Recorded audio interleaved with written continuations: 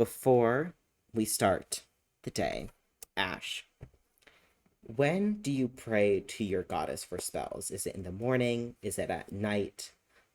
Is it in the middle of the night at one of those like darker times where like the veil may be a little bit thinner? When do you pray to your goddess for spells? This is up to you. There's no wrong answer. I feel like it's. I feel like probably that middle of the night. The middle of the night. It's like Yeah. right when everyone else has gone to bed. The Mhm. air is still and quiet. You can hear like the sounds of animals in the background. It's not deathly quiet, but it's calm.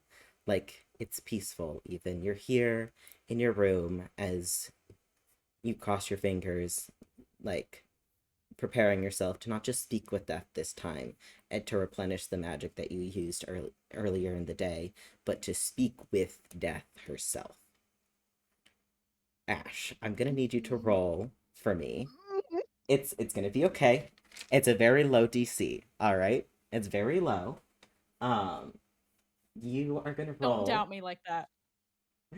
You're gonna roll a religion check for me. So you have two. You add +2 to that. I need.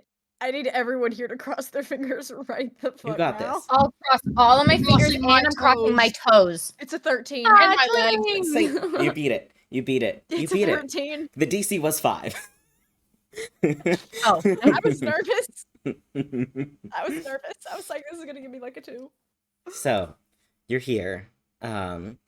Like you've talked to Scorehell in your dreams, in like little messages, little sending that she's able to do. She is banished to the underworld, so she cannot walk the mortal plane. She cannot possess someone on the mortal plane. So all of her interactions are through these like little witching hours. So as you close your eyes and begin to pray, you feel your body. It's kind of a out of body experience almost, because in your dreams you are always fairly centered in your body, but here as you go to her instead of she coming to you, you feel this like separation of soul and body. You are both one, but you are now in two different places at one time. You open your eyes and you wake up, and you're not on the steps of the underworld palace as you would expect, but in a large like field. There's like a very gentle breeze, like soft green grass, and a little like well-worn path through this meadow. In the center, as you're looking up, there is a very soft, very well cared for cottage with like ivy and plants like growing on into the cracks. You see mushrooms and all matter of like little like more deadlier plants like in the garden. As you look out across these fields, you do see reapers and grims like popping and appearing, holding the hands, or well, some of them are holding the hands of other souls. Other ones are dragging these souls across the path. And you realize you are in a space that you've only read about in books. You've never been here before, but you're in a space that has gone over under many names. But currently, the current translation is the time between, or the final breath. It's this like space, it's almost a limbo type thing where you're not quite dead, but you're not quite living. But it's in that final moments that can last forever, where people can feel and like see their life flash behind their eyes. This is the place where that is possible. And you're looking up at this cottage, and you know that if you open it, death will be in this cottage. I'm nervy. You can go back. You can enter the Mm, cottage. no, I can't. I have to be brave. You have Let's to be go brave. to the cottage. I have to be brave. All Let's right, go to the awesome. cottage. The door is slightly ajar. It is open. You can feel like almost like catch the scent of like baked goods in the oven.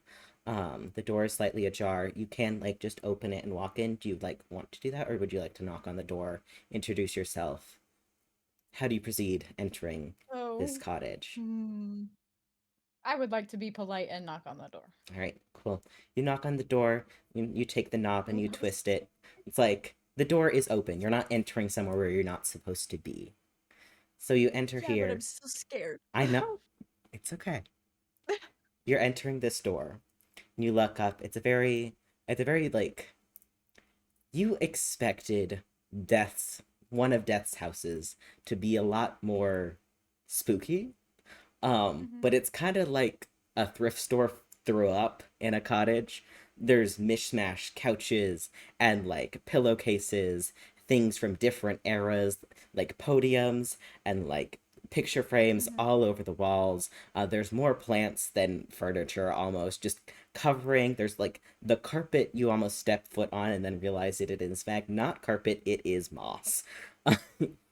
It's this like That's cottagecore esque, but you see these like little creatures in between, like little bats hanging from the ground, an almost mismatch of life and death in this space.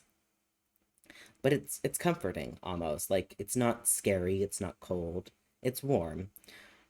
You look around, you see there's like a little kitchen in the center. You do see that there is a skeleton in a chef's hat working away in the kitchen. Um, you do not know his name, but in case it doesn't come up, his name is Bone Meal. his name is Bone His Meal. name is Bone Meal. It's very I love important it. to me, I'm writing it down. specifically. As it should be. That's amazing. His name is Bone Meal. He is just he's just a skeleton. He just has a chef's hat on. Nothing else.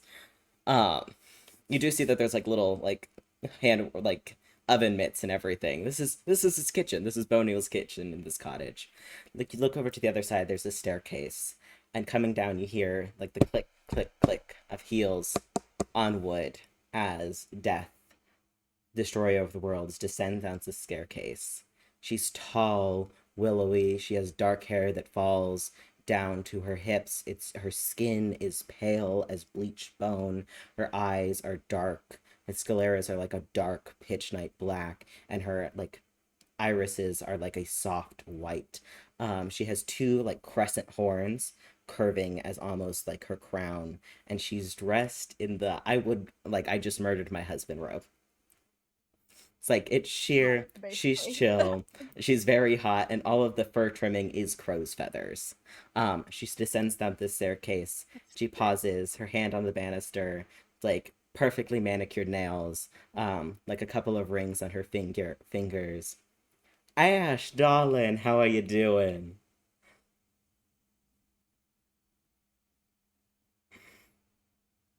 Hey, doing Hello. good. It's Doing good. so wonderful to see you here. I know this is your first time, so I had bone meal start to make some things. We got muffins. We've got a little bit of pomegranate juice. We don't have much because I wasn't really prepared for you. But we do have like things for you. Are you hungry? Is there anything I can do? What do you need, darling? Mm-hmm. Hey, She's Southern? she's Yes. southern. Yes. Superb. She should be. Stop, because mine's gonna come out now. I can already hear it. Now mine's gonna come out. Don't even like. Oh my God. You did this on purpose. Sucks A to be you little. guys. I'm from New England. But also, it was really funny to me because I was looking at all the other depiction of death and they're like scary and British, and I'm like, no, No, you started Southern speaking. lady, I said Southern grandma. Southern lady.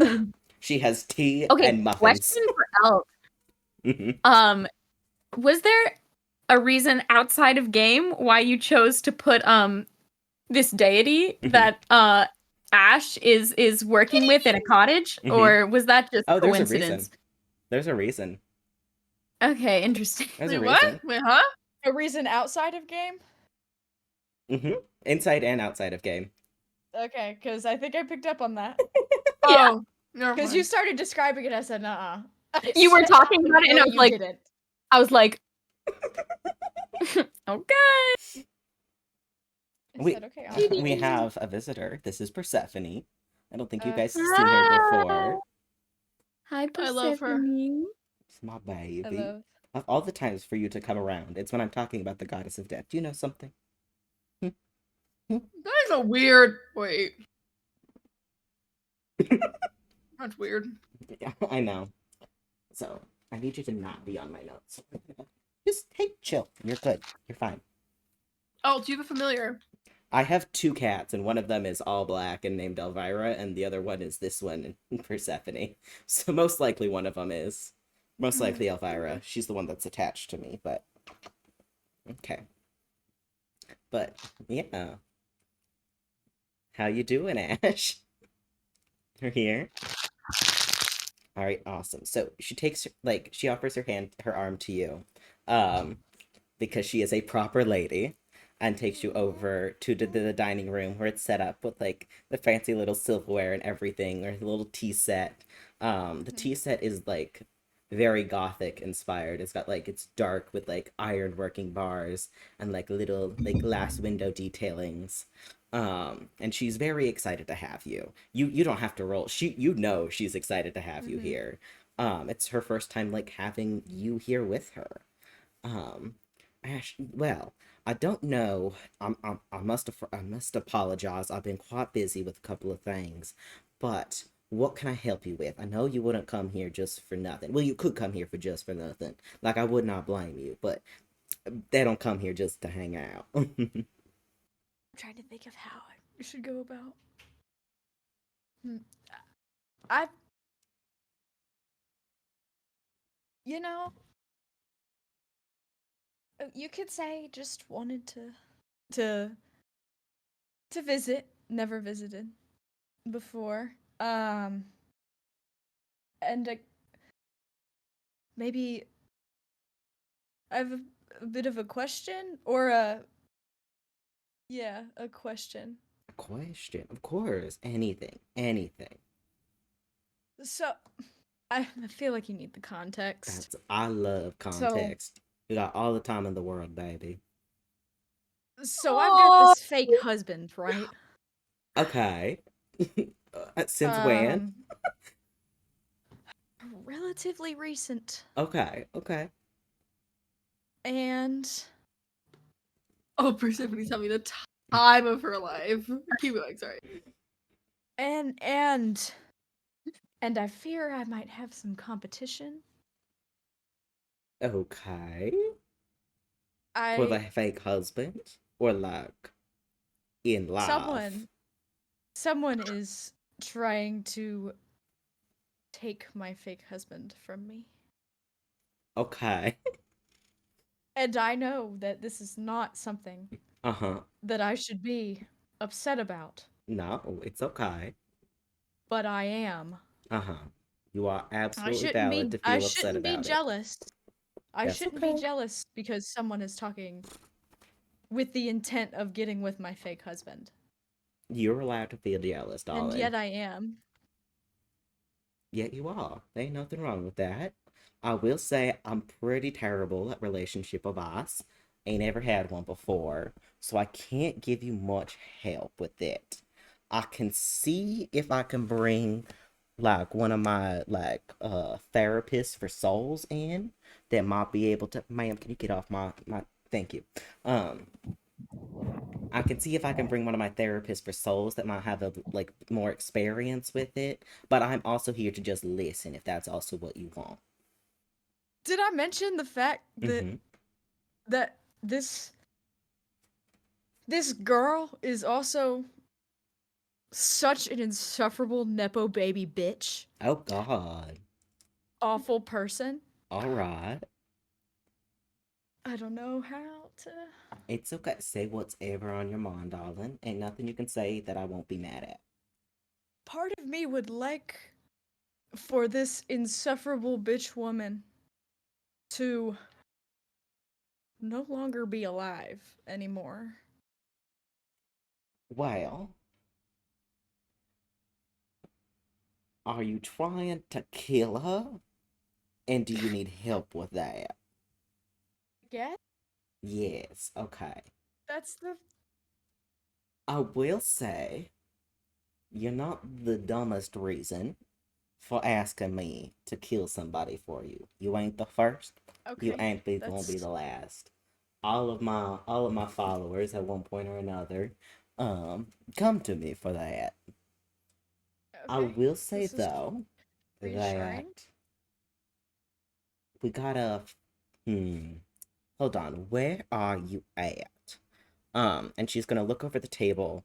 Um and she's gonna press her hands to it, and you see like there's like flickers of magic going out. Like the little tea party that she has set up essentially gets like lifted over and scooted over to the side on like one of the tables that has been pulled out of the ether, honestly, to just be put over there. And the table that you're at, like morphs and you see like from like the table becomes like this goddess eyes. While she is banished to the underworld, she can still view the mortal plane. She is not just a deity that needs to walk the mortal plane. She is a like primeval. She is a primordial. She has been there since the dawn of the universe. She can see the mortal plane with no hesitations. You do see it's a little bit blurry and not quite like picture perfect focus, but you see her like reach over and touch her hand as she used your soul as like an anchor to take the world, and then the table like zooms in and you can see like little dark sand structures pop up, and you see it starts to form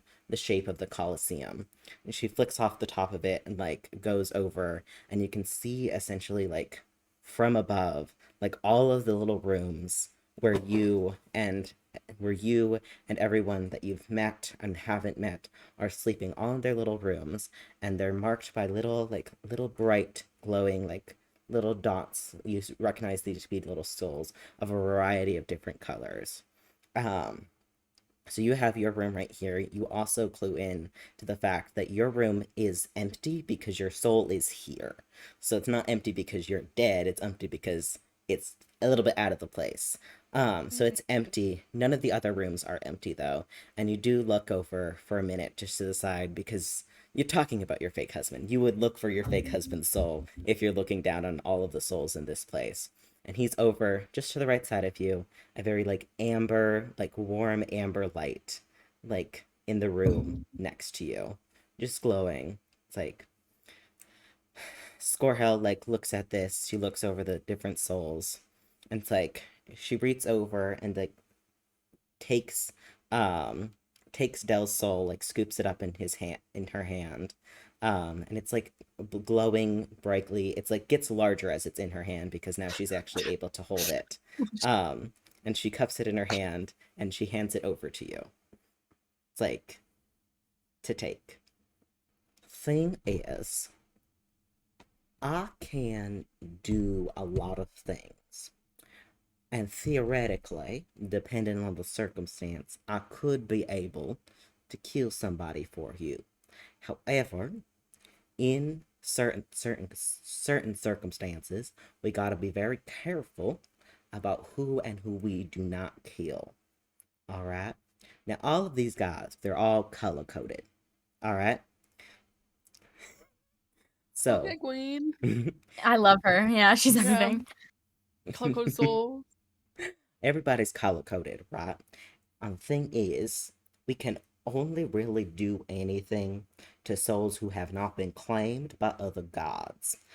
Unless you want to start another multi-dimensional war, which personally I don't want to do.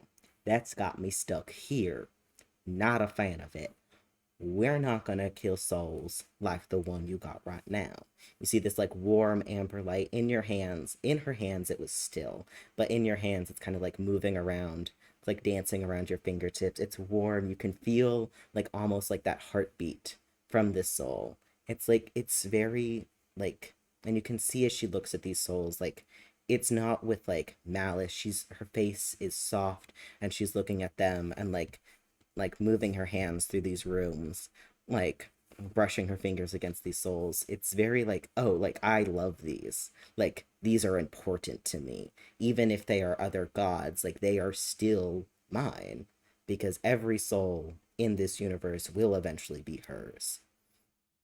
And she goes over to one of the rooms and she's like, "Oh, Dot Solly, so sorry, got distracted. Look at this one. Hello." And she picks up a soul, and this is the only one that does not seem to just like shy away from her fingers. And it's like iridescent and shimmering and like dances around her fingers. Darling. Well, I know different lore will have different meanings, but vampires do in fact have souls. And like this is one of my favorites, well, my only favorites of the vampires. But this is Lady Veta. Look at her. Isn't she beautiful? It's like she twists her head around, like letting it dance through her fingers before putting it back into the room. Um, As she like brushes her fingers around, like searching for the different souls, you see her go over to the room which you know to be like the warrior's room.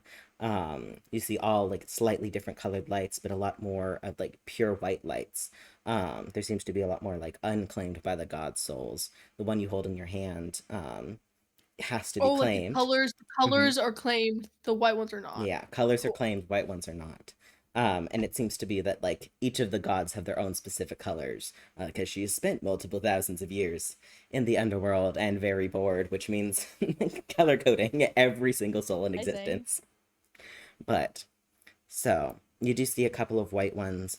The one you know to be in Romy's room is white as well. There's more as well as you don't know where they are at, but spoken spikes are white as well. Like, but it's a little bit more scattered. Um, so, and she like pulls up both of these rooms, essentially takes like the two sand rooms and adjusts them, puts them together. What's up? Isn't Romeo? Hmm. They're not They're not. one. Mm-mm. Okay. So she takes these two rooms with the full of like these rooms of sleeping souls and puts them together. Is the person you're trying to kill in any one of these? 2 rooms. Sheila is a director, so she wouldn't be in the sponsor So of the she's not Warriors in room. those rooms. She's not in those rooms. No. No. No. All right.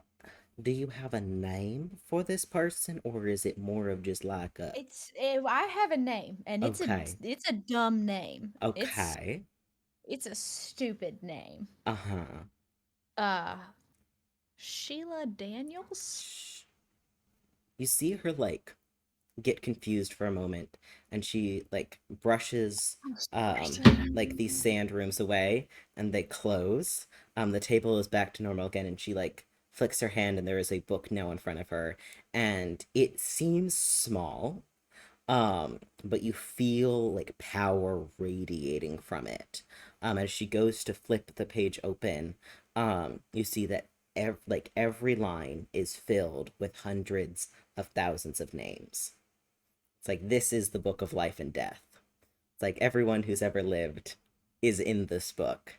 So she flips through it. She goes to S's and things that make the S sound. Um, and she looks at it, looks confused for a moment before closing it again, pushing it aside. Um, you see as she like takes like the Willowfell pops up again in like smaller buildings as she like essentially like carves through the She's not a city, school. She's um, made up. looking for this soul. Darlin, are you sure you got the right name? I. Oh, maybe she's making it. That's what. Yes. Yes.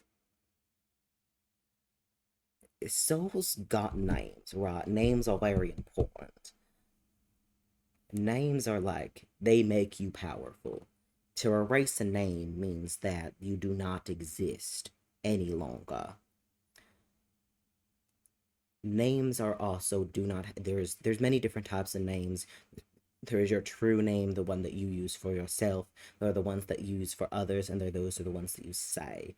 The ones that you say may not necessarily become one of your names, whether or not you use it frequently.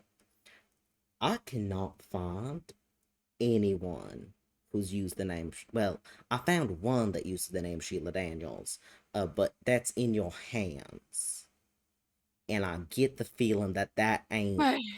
who you're asking about. Wait, wait, wait, wait, wait, wait, wait, wait, wait, wait, wait, wait, wait, wait, wait, wait. I'm like trying to put this together. It doesn't make any sense though. What? Oh no. Oh no. The, Oh no. No. What? what do Wait, you what? mean? The one that's in my. That's the only one that's ever like said the name like in the sense I Sad. am Sheila Daniels, or like my Wait, name is Sheila Daniels.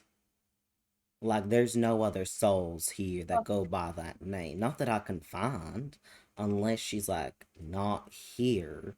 But you said this was recent, right? So What's up? I should ask. I'm so sorry. Mhm. Mush, you wait. Okay. Going back, did Dell ever say like I did? Okay, was Dell? Dell Did Dell roleplayed as Sheila introduce Daniels. themselves? Remember? Now, oh right, because they were okay. I'm just glad Good. because for a hot second there, I thought they were like she was a part of him or No. something. Yeah, that's what I No, was confused about. I was it's like, in the sense of like what? names can be That's attached to insane. people. So like Dell What? is Sheila Daniels and also Danny DeVito. Those are not like his names. He are not those people. But like he said his name was that. So thus like Like there's that's like a it. tiny little thread. It does Okay. not make him Okay, that. never But mind. it's like, oh, like he like essentially like that way it's like the systems that way she can find people even if like they're lying about their names. Like in some sense. So like you could give someone a pseudonym for the rest of your life or like one time and she would still be able to find it for like a short amount of time. Like not forever, but like a short amount of time she would be able to find that pseudonym. Because it is a name that you use and thus you have given it power.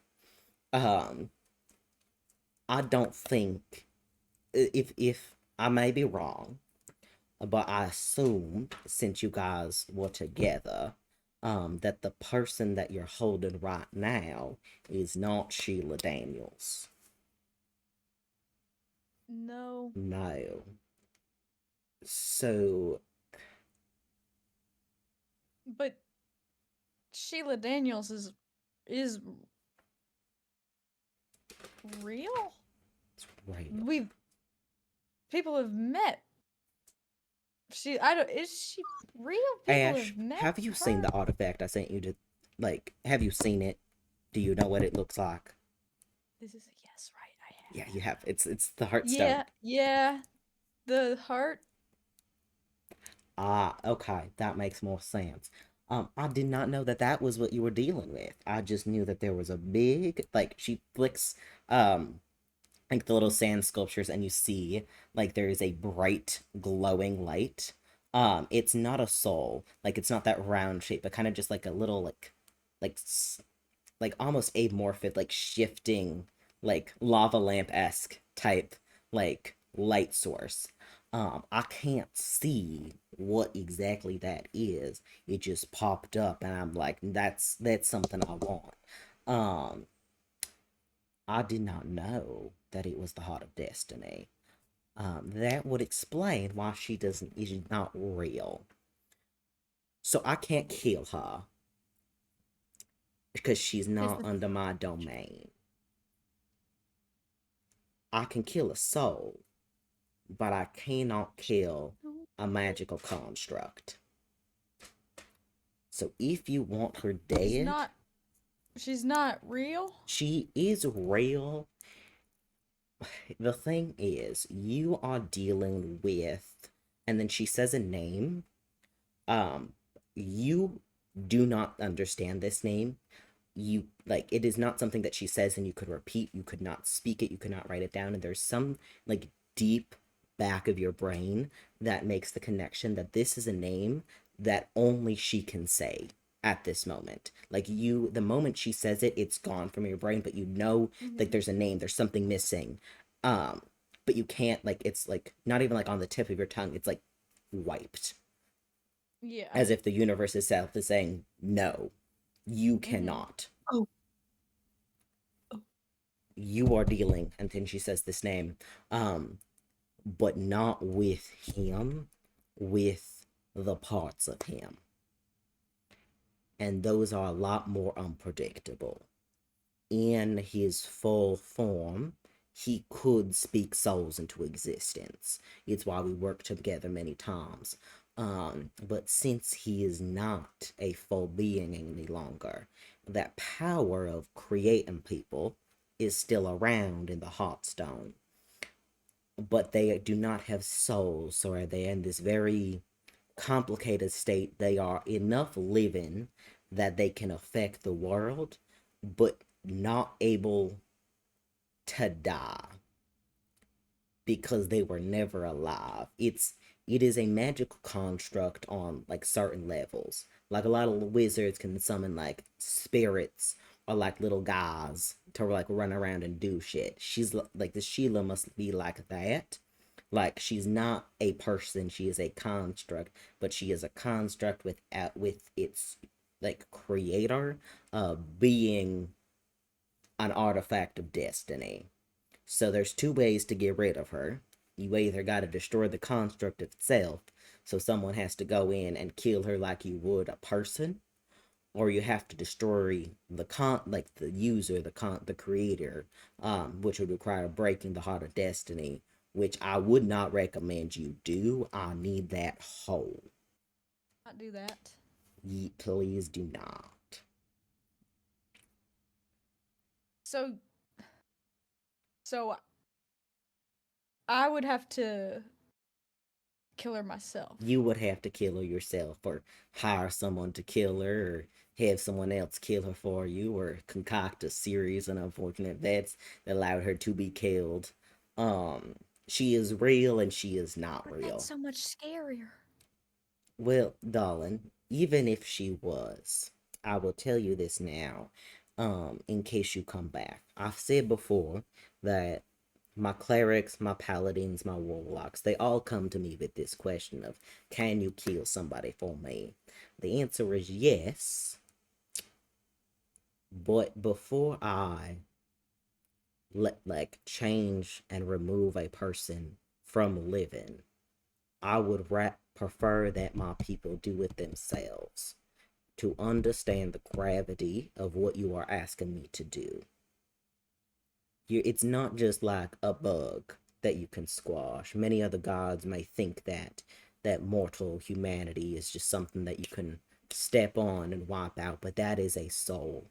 That's a living being with people, with a life that can do things, whether good or bad. It is for the scales to just before they enter the afterlives. Removing that means removing a person. So even if she was real, I would have asked you to kill her yourself. Because until you understand what it means to be an arbiter of life and death, I do not want to make that seem light, because it is not. It will not make you a bad person, baby. I do not judge souls by that. Murder as well. Something happens quite too frequently than I would admit, but it happens, especially in this world of magic. But you, as a cleric of mine, are not a war cleric. You're not here to cause destruction or chaos.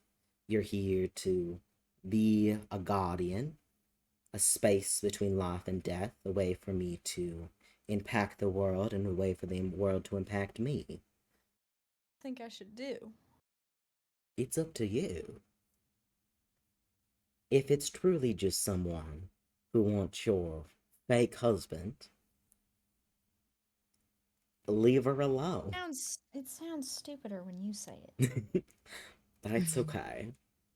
There's no good way, I think, to like the best way to go about this. You could kill her. You could also just let her be. Does your fake husband want this lady? Then what's the issue? No.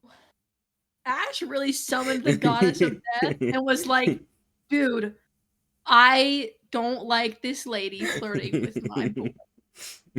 Fake boyfriend. Like fake boyfriend. You're like, you know what? I don't like this girl. Kill her. Okay. All right. Real as fuck. Now, it might seem counterproductive or perhaps hypocritical coming from me.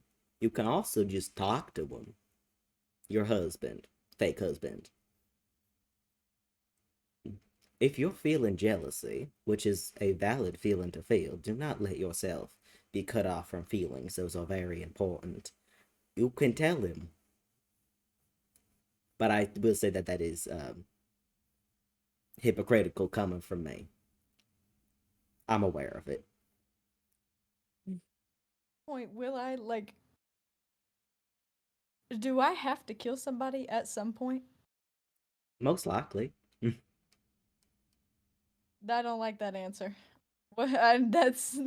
You don't have to. No one has to kill anyone. Okay, I didn't know if it was like some sort of rite of passage thing. Like, It's not by my hand. It has become unofficial. I did not ask. But, if you're dealing with death, people start asking, like, oh, can you kill this person for me? And I'm like, theoretically. Do you really want them to die, or are you just looking for an easy way out? And half the time it's an easy way out. Other times it is in fact accurate, and I do kill that bitch. But if you do not want to cause death, you do not have to. I would never ask that of you. Intentionally. It does happen accidentally, and I am at no fault of that. Is there anything else that I can help you with, since you're here? I don't know. I don't know. That's alright. That's alright. It was good talking with you. I am afraid I do have to send you back at some point. While I would love for you to stay here forever, I do understand you have a life, and we're in a little bit of a weird timey-wimey bubble. But I do have to send you back. Again, all your spells are restored. Of course, wouldn't let you go without them. All your spells is restored. Oh, take some, like, you see, like, the trays of, like, muffins have been, like, taken out and, like, little bagged up and everything. And, like, Bone Meal hands you, like, a couple bags of, like, muffins that you're not certain if will actually, like, go back to the mortal realm, and if so, are edible there. But also, they don't seem to know either. I love bone meal. So, take these. I got a couple for your friends. Again, anything you need other than murdering people who are not real, I can help you with, Wasn't or try real. to. I didn't know she wasn't real. That's okay. Neither did I. We don't have to. Some people aren't real. Okay. That's okay. Alright, cool. So she takes, like, hands you the bags and, like, leads you back out of the cottage door. Like, opening it, like, slightly before, like, looking back at you. She is, like, much taller than you. And this also seems to be, like, her short form. Like, she has a even larger goddess form as well. But she's here to, like, be in a castle. She just happens to be, like, also, like, 5'6" and a giant woman. So, she, like, takes your shoulders, presses a kiss to your forehead before you leave. And she says, no matter what you do, darling, I will always be proud of you. I'm gonna.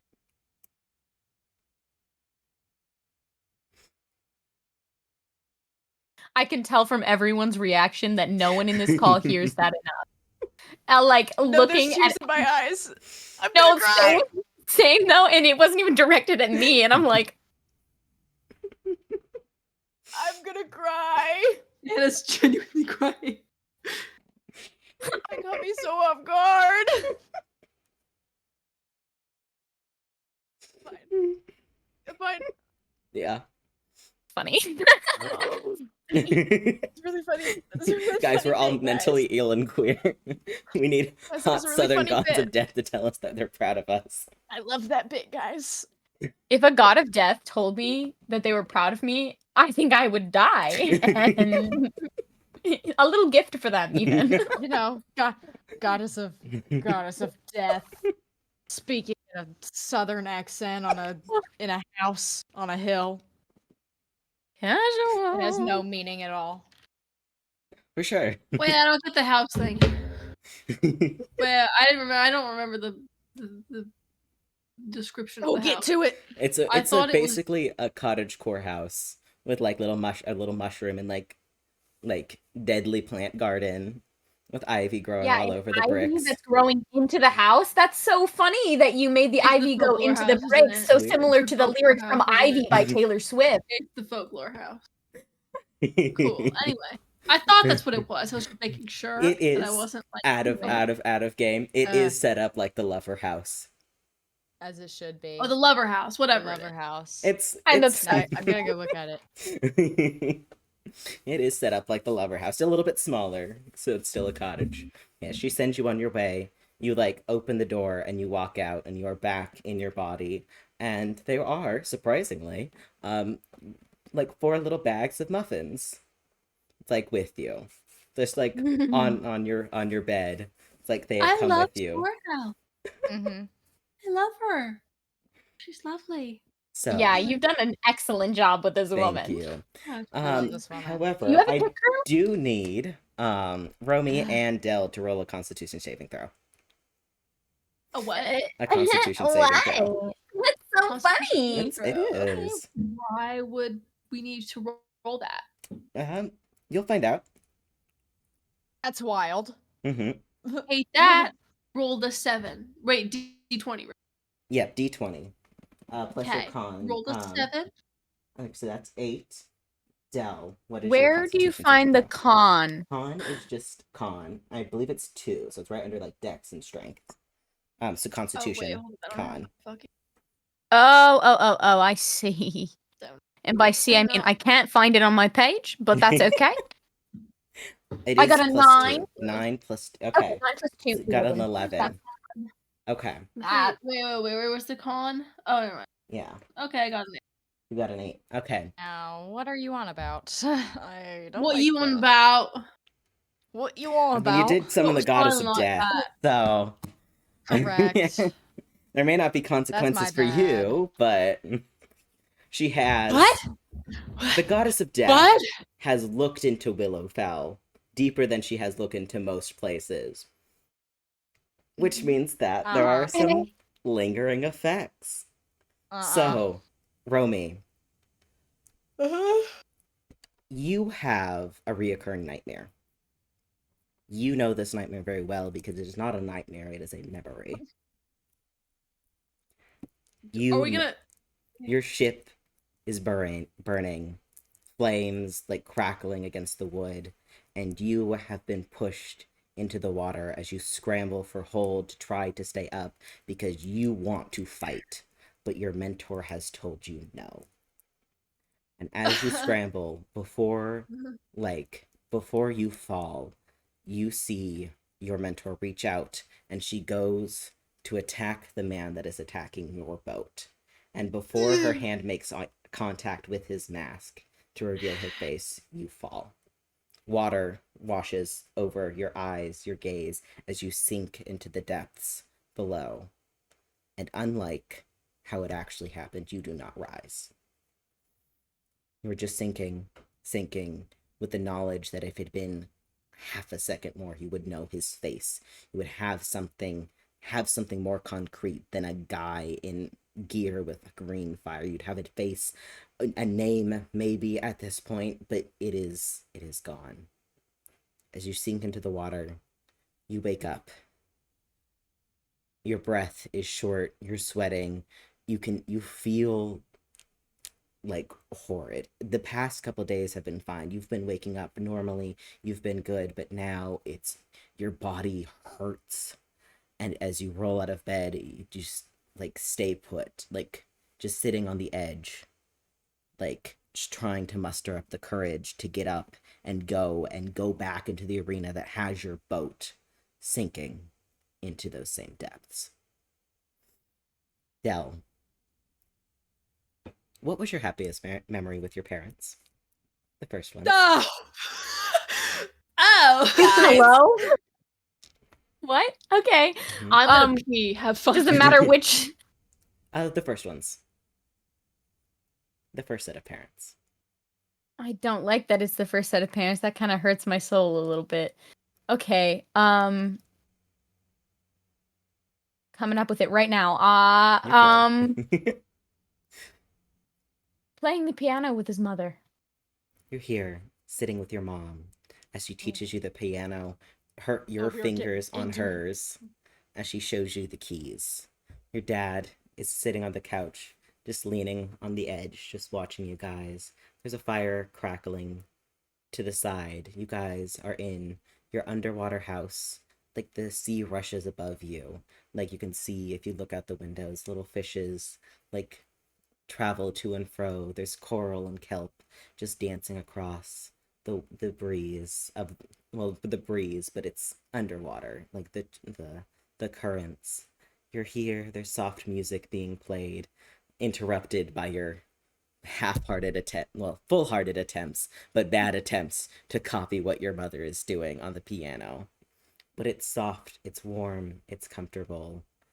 And as you sit here, as you look over at her, your head turns up and she's smiling down at you, and you see her face start to crumble. Like bit by bit, it tears away like skin and flesh and bone until she crumples into ash and dust, and your heart is racing, your hands are frozen on the keys as you turn to look at your father and look as he himself does the same and crumples away into nothingness, and you are left alone, like, and you press your hands to the keys, and there's a thunderous boom as the keys are like slammed down, and you're here until you watch as your own fingers start to tear and rend from each other and falling apart, and you join your parents into nothingness. You wake. You are not meant to be cold. You are water genasi. While you're not meant to be hot, like it's very comfortable, warm temperature, but you feel like the edges of your fingertips are frozen. You're trying to like move your arms and it feels heavy. You've never felt your body heavy before. It's always been easy and go with the flow, slide on the breeze, on the current. The ocean takes you and movement is easy for you, but lifting your arm to try to like rub the sleep from your eyes feels like the most impossible task. It takes you longer to get up, to get out of bed, and when you stand, it's vertigo. You cannot see, like everything is dizzy in front of you, and you're leaning against the bedpost trying to regain some semblance of balance. You take a deep breath and you feel it's like it's almost, you say, when do you say your prayers? In the evening before you go to bed, or in the morning to your goddess? Probably in the morning. Probably in the morning. So you're here Start the day off right. Clutching the bedpost, like unable to get into like kneeling. As you cling to there, you like clutch your hand to your chest and like you pray. It's desperate, it's fervent. Just like, please, I can't, like not today. Any other day, just not today. We have too much to do. There's things to do. Like I have to be someone for these people. They're relying on me. You feel, hold on. Guys, this is wild. You feel a warmth come back into your chest. Your fingertips are warm again, and it's almost like that, like you did not know that your soul glowed amber, but you know that Avaris glows amber, and the warm amber light, it like reaches through the sun and like warms your body, and there's almost like a rush of like, not adrenaline, but like as you take a deep breath, you are fine again. While like you still have those memories of the nightmare, you are not affected by any kind of like slowness effects or anything. Avaris has removed a possible thing of exhaustion from you.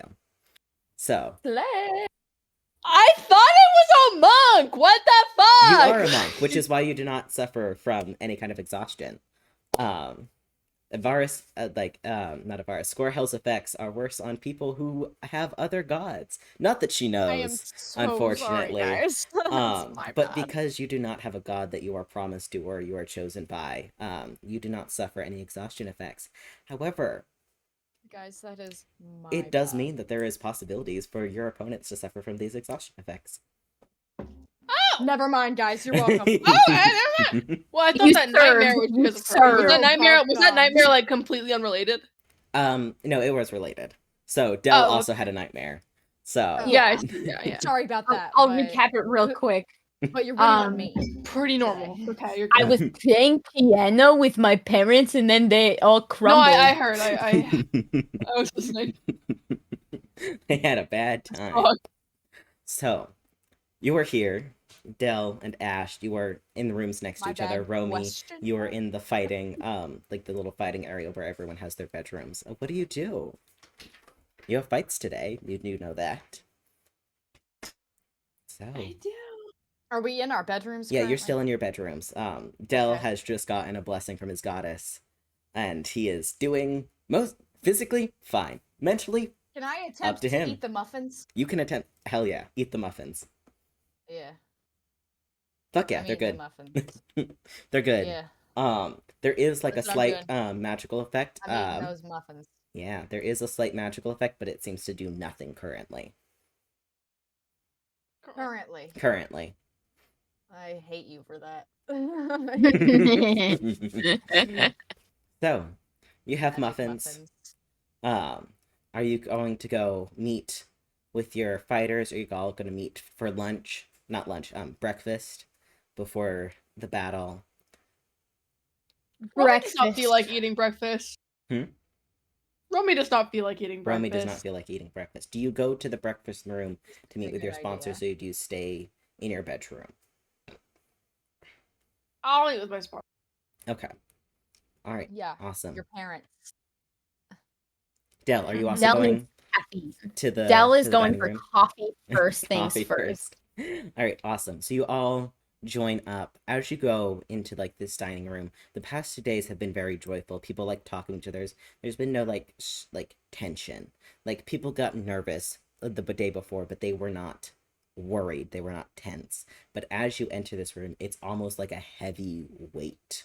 Like the air feels heavier as people are like, you can tell that people are on edge, that you guys, well, not Ash, but Dell and Romy, you guys can tell that you are not the only one that have experienced nightmares this night. People seem exhausted. There seems to be like, you don't even have to ask for coffee. It is just placed in front of you by the tech crew who is like running around like they have clocked this earlier than you guys have, and has started just like, nope, this isn't gonna work. You need to be caffeinated, you need to be high energy, we still have things to do, like whatever weird ass fucking night we all had that needs to not be here. We have the business to run, we have a theater to perform.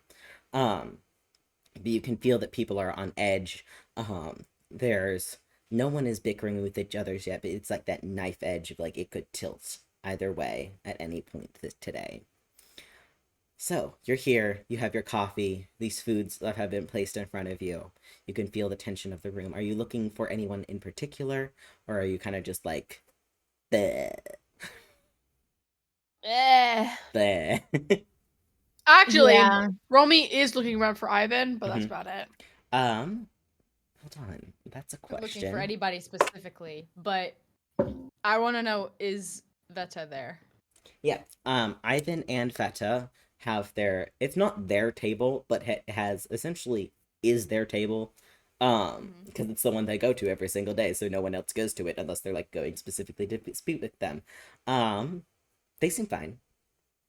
Like Ivan seems a little bit more tired. He's like doesn't seem like as like chipper as he normally is. He's kind of like leaning and like nursing his coffee. Feta, on the other hand, unbothered. I Like, was about to say, I need to know if she's chilling or not. you also know that Veta is nocturnal, so it's entirely possible she didn't sleep. So, Mm. but she seems very unbothered by like a bad night. She does, however, actually roll a insight for me. Oh, fun. 16. Damn, okay. Veta rolled a 5, which is her lowest roll so far. Yeah. This might be I mean, my highest. so you can tell that while she is like seemingly unbothered by any events of the night, she does seem to be fairly like, you've never seen her nervous. It's almost like the type of woman that you're like, if they're nervous, shit is going down and I need to leave. So she's not nervous, but you do see that she is more contemplative. She is watching people more. She seems more like worried almost about like this change in dynamic. Like the tension running, the bad nights that people are experiencing. She seems to be, instead of like watching as she has done for the past days, like very casual eyes, she seems very like focused and like checking in on like groups of people, like listening in almost to conversations, and then just like she's watching, but more so like watching instead of just viewing. You do see that she looks over to your table. She's not making direct eye contact with anyone, but she scans over your table, and you can see as she like kind of clocks that Ash, not that Dell and Romy are like a little bit off kilter, and that you also seem fine. But she moves on just as quickly as she looks over to the table. Ivan has his coffee. He doesn't look great, but it also doesn't look like he's. Is he? Romy, roll insight for me. Yay. 5. Damn. Okay. He rolled a 2. What the fuck? Yes! You can tell as you're looking over at him, it's almost like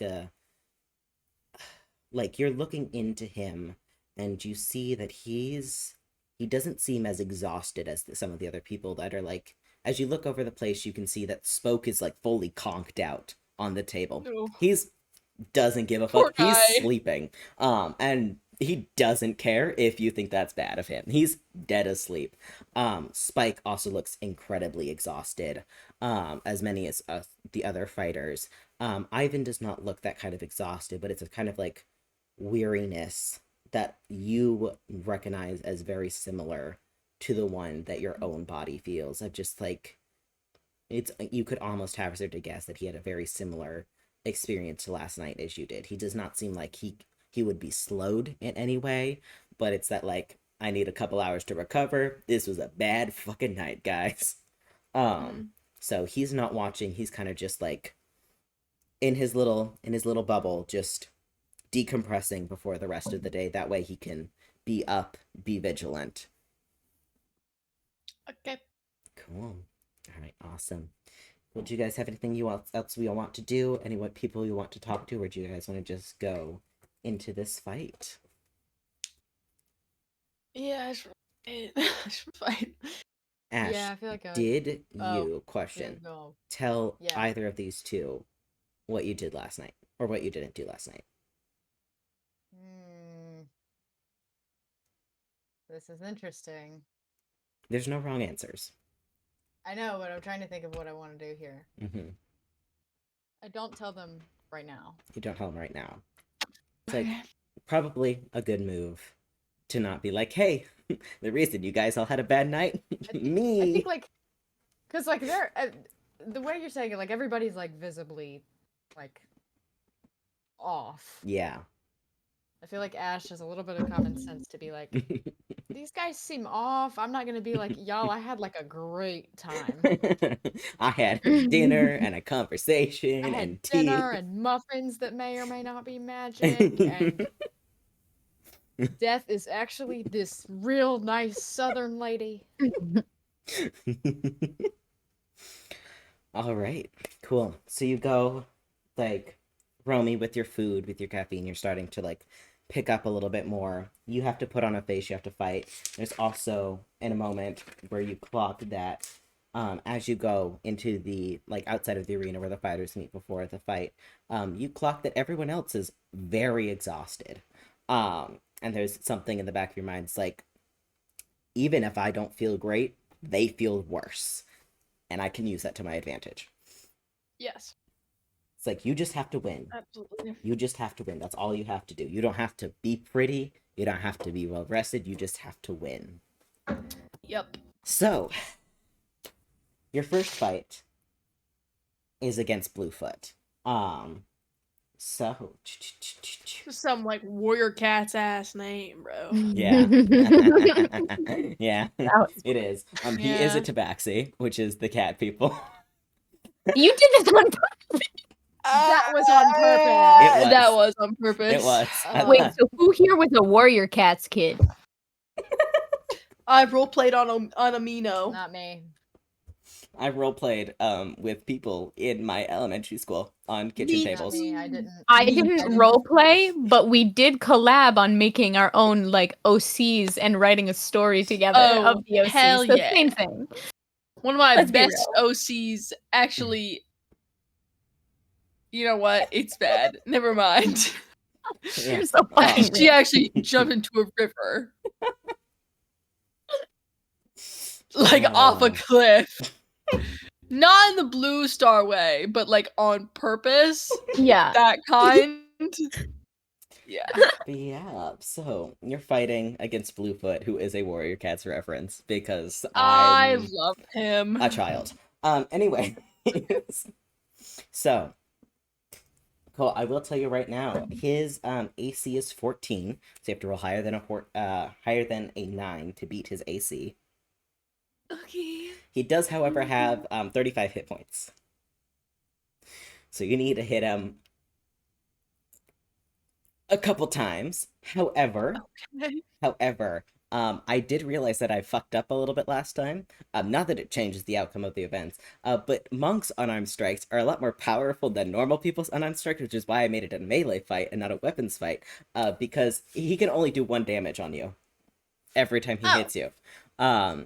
Because everyone else in all of the other classes are better at weapons, but monks are better at fighting. So they can go up to, like, at the level you're at, you can do maximum 7 damage, and he can do maximum 1. So he has to hit you 5 times.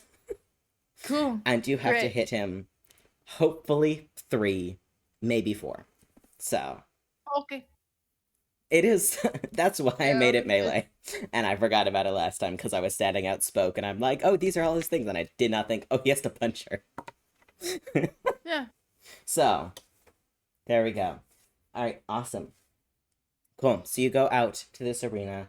Bluefoot is on the other side of you. Tabaxi's are normally fast, but you see that his movements are visibly slowed by the fact that he does have a point of exhaustion from the shenanigans of summoning death. So his movement is slow, so you do move faster than him.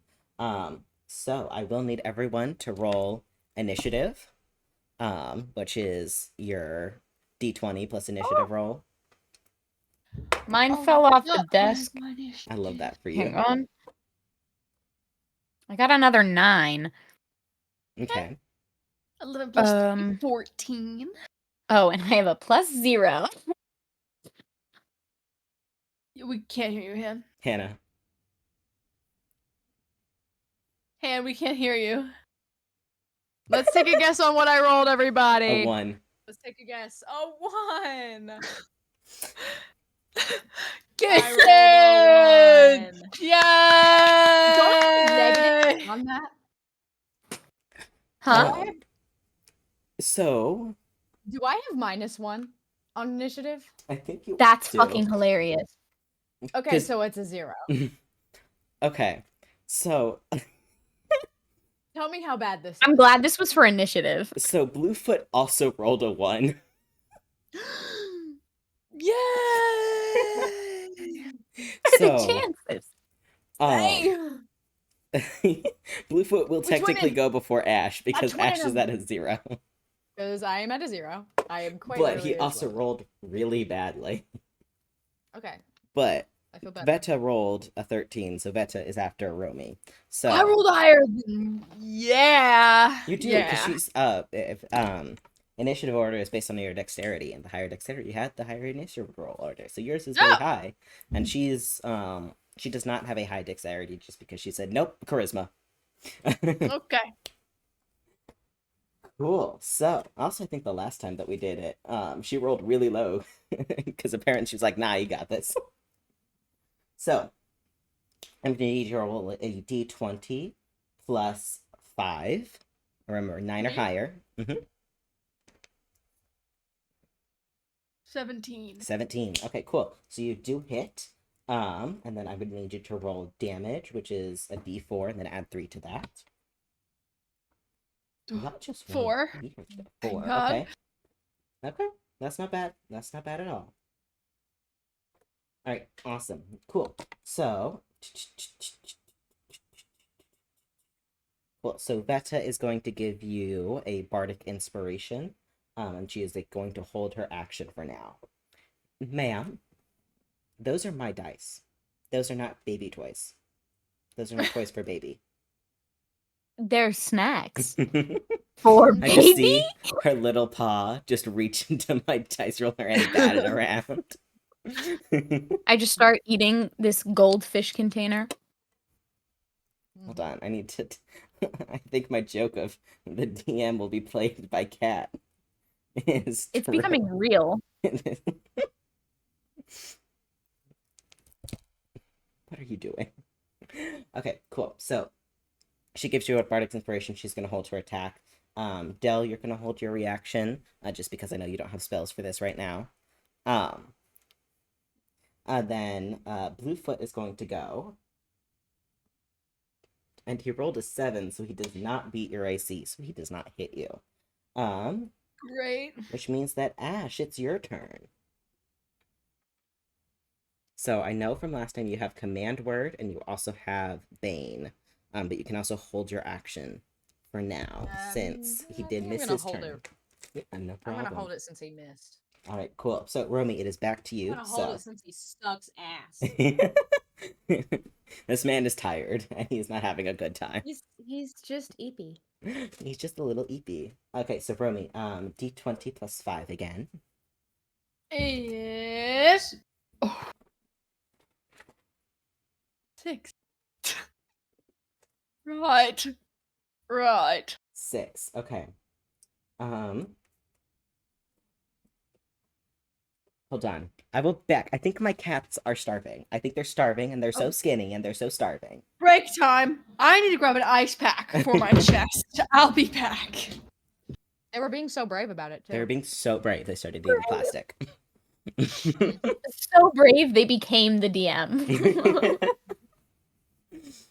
Okay, cool. So, Romy, you rolled a 6 on your attack. You can use your bonus action and do the same thing, or you can just let it go back. I down would like you. to use my bonus action. Okay, awesome. D20 plus 5. 21. 21. Okay, you do hit. Fire. Awesome. Cool. So then it's going to be a D4 plus 3. You can also use your Bardic on this one right now, for your damage roll. Okay, you just have to hit him, hopefully one more time. Hopefully one more time, because you just have to get into 17. So Okay. you just have to get into 17, and he's at 24. So, Del. Oh no, Veta. She's going to give you another Bardic Inspiration. She's going to still hold in her action. Ash, do you want to use magic? Oh no, hold on. I have to do Bluefoot next. Damn. Okay, he does not hit you again. He's rolling I'm gonna hold so mine. badly. Yay! Okay, hold. So then Romy, it's your turn again. So D20 plus 5. 16. 16. Okay, awesome. Cool. And then do your D4 plus 3. 3, 5. 3, 5. Hold on. Does that get you over? I think it does. No, it does not. Roll that D6 for me. 5. 5. Okay, cool. So now that you've knocked him down to 14 hit points, you've won the thing. So you've won another battle, which means that you're now moving Won all on my damn battles. to the second battle. The outcome of this means Oh shit, I'm already in tier you 3. moved on. Yeah, you're on 3, so the next one is 4. Wait, I'm on 3? You're on 3. Yeah, this is Yeah. tier 3. This is tier 3? This is tier 3. Which is why their hit points are so much higher than everyone else's. Oh, okay. So Ivan's at Ivan's tier... in 4, right? Yeah. No, he's at 5. Ivan's No, he's in at 4. 4. Ivan's in 4. So there's like... Oh no. Yeah. It's fun. Okay, cool. So do you guys want to do anything for lunch, or just do the second battle and then move on to library stuff?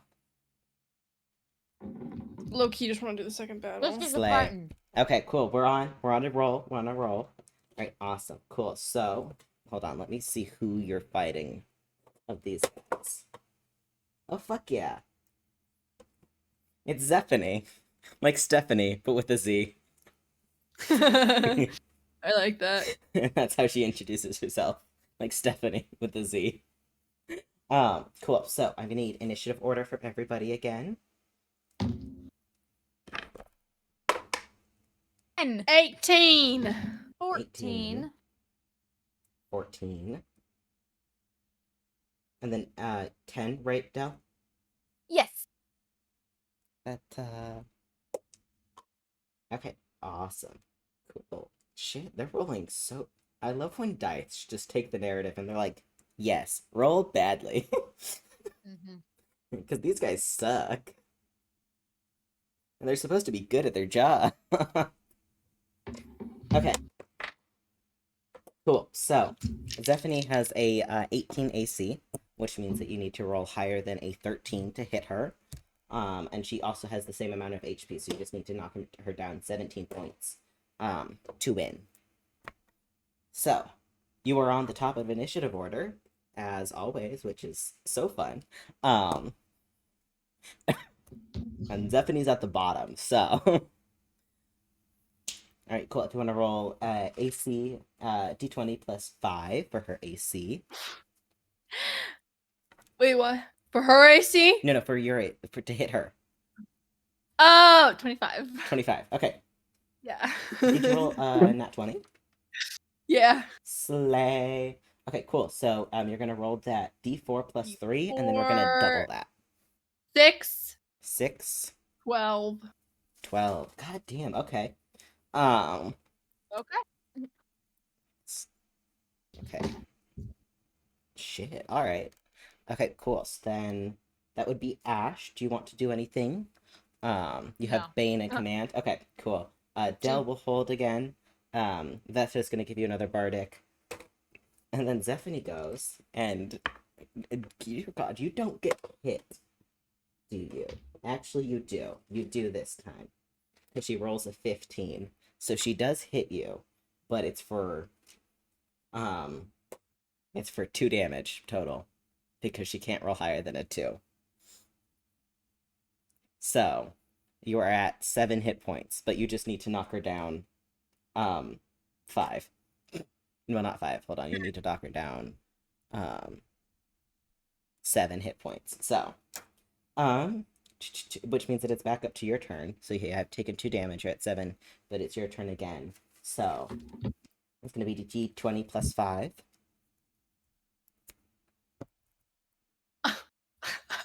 Did you miss?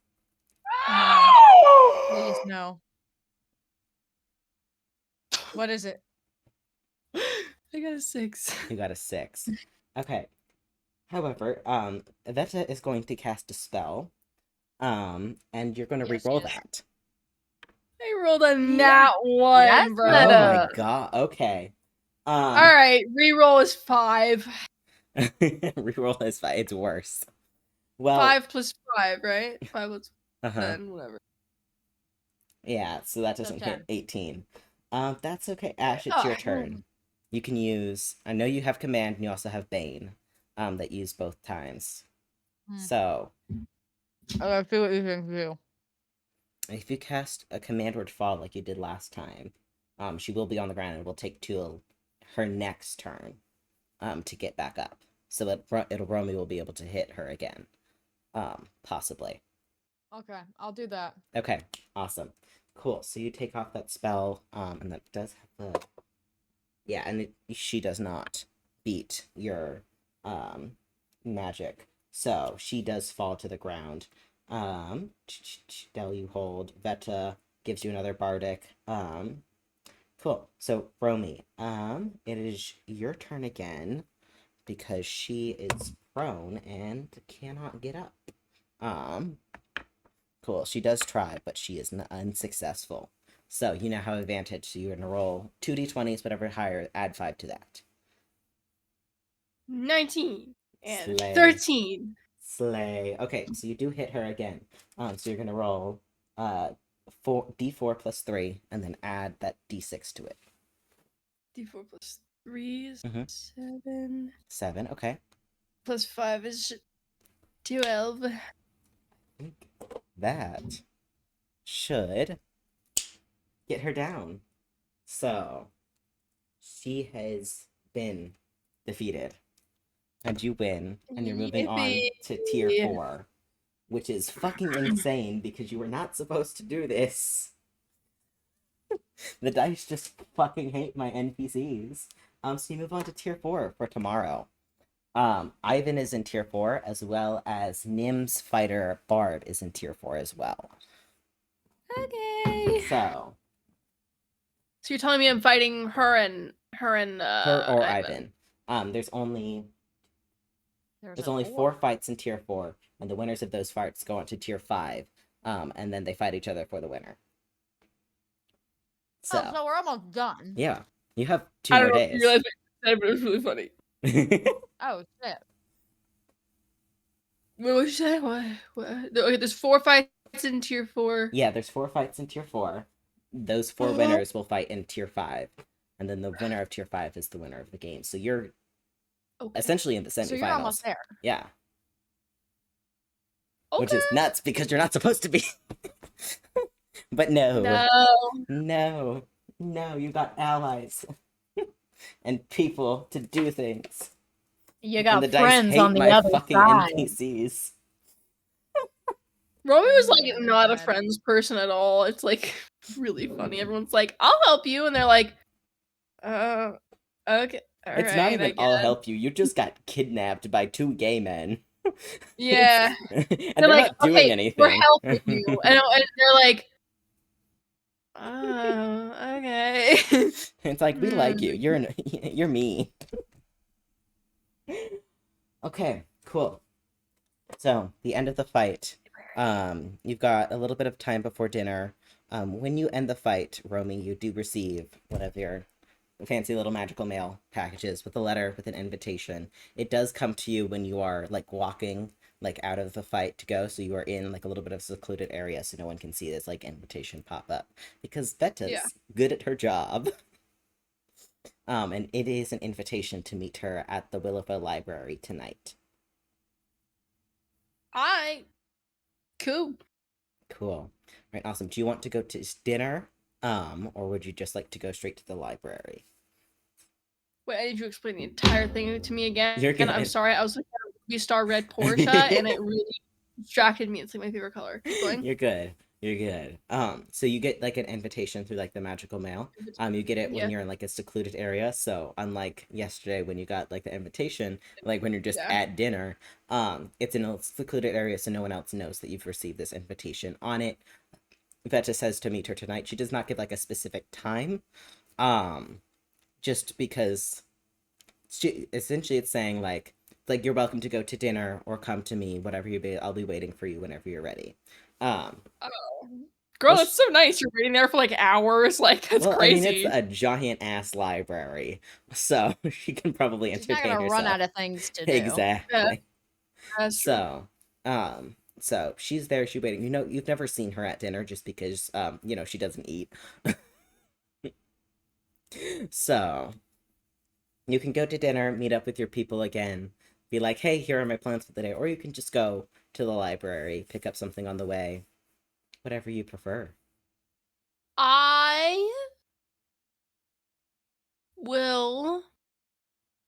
Romy, actually, yeah, this is more in care.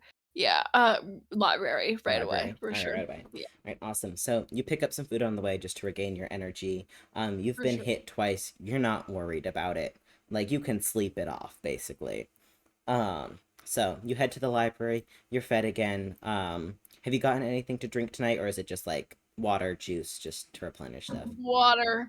Water, juice. All right, Just excellent. water. Cool. So you go to the library. You head off to the library. Cool. So while you're doing that, Ash and Dell, are you going to dinner? I imagine, or are you going to somewhere else before dinner? Probably dinner. Probably I wouldn't have dinner. any other reason. Yeah. Yeah. All right, awesome. Cool. So you two are at dinner, meeting with each other. Romy, as you go to the you arrive at the library. It doesn't take too long for Veta to greet you at the door. You're kind of just standing in the lobby waiting to be like, what the fuck am I supposed to do here? Mhm. You've never been like your hometown had like a little bookstore, but you've never been to a library of this size. It's even the lobby itself is like grandiose. If you look up at the ceilings, there's like like paintings of the myths and legends scattered across like the ceiling, like beautiful cool. columns. It's like this ground is like cleaned and like tiled. It is a very well cared for library. You can also tell that there's a lot of money put in, a lot of time put into it. It is a massive like historical building. Um like as you look around, you can see that there's like little pictures. You do see in the lobby there is a poster of a woman you vaguely recognize. This is Barb. She's in like a lot of these little like inspirational posters that are like it's like my strength is in my brain, and it's like her flexing her muscles, or That's really like funny. she's holding up like a whole like little tray of kids and like reading time for kids. It's like all these like That's little so promotional cute. posters. Is she inspired by that sister from Encanto? She's my Okay. she's my little Okay. girl. I love her. Real. Um It's so real. like there's also like one big poster you see it has like all of the people like it's like a special thank you to all of our donators for sponsoring this year's Willowfell Library fighter, and it's like this big picture, and you see there's Nim, who you don't recognize, there's Barb, who you vaguely recognize, and a couple other people, and they seem to be celebrating the fact that they were able to raise enough money, and then there's a little donation box saying all donations go to funding the Willowfell Library.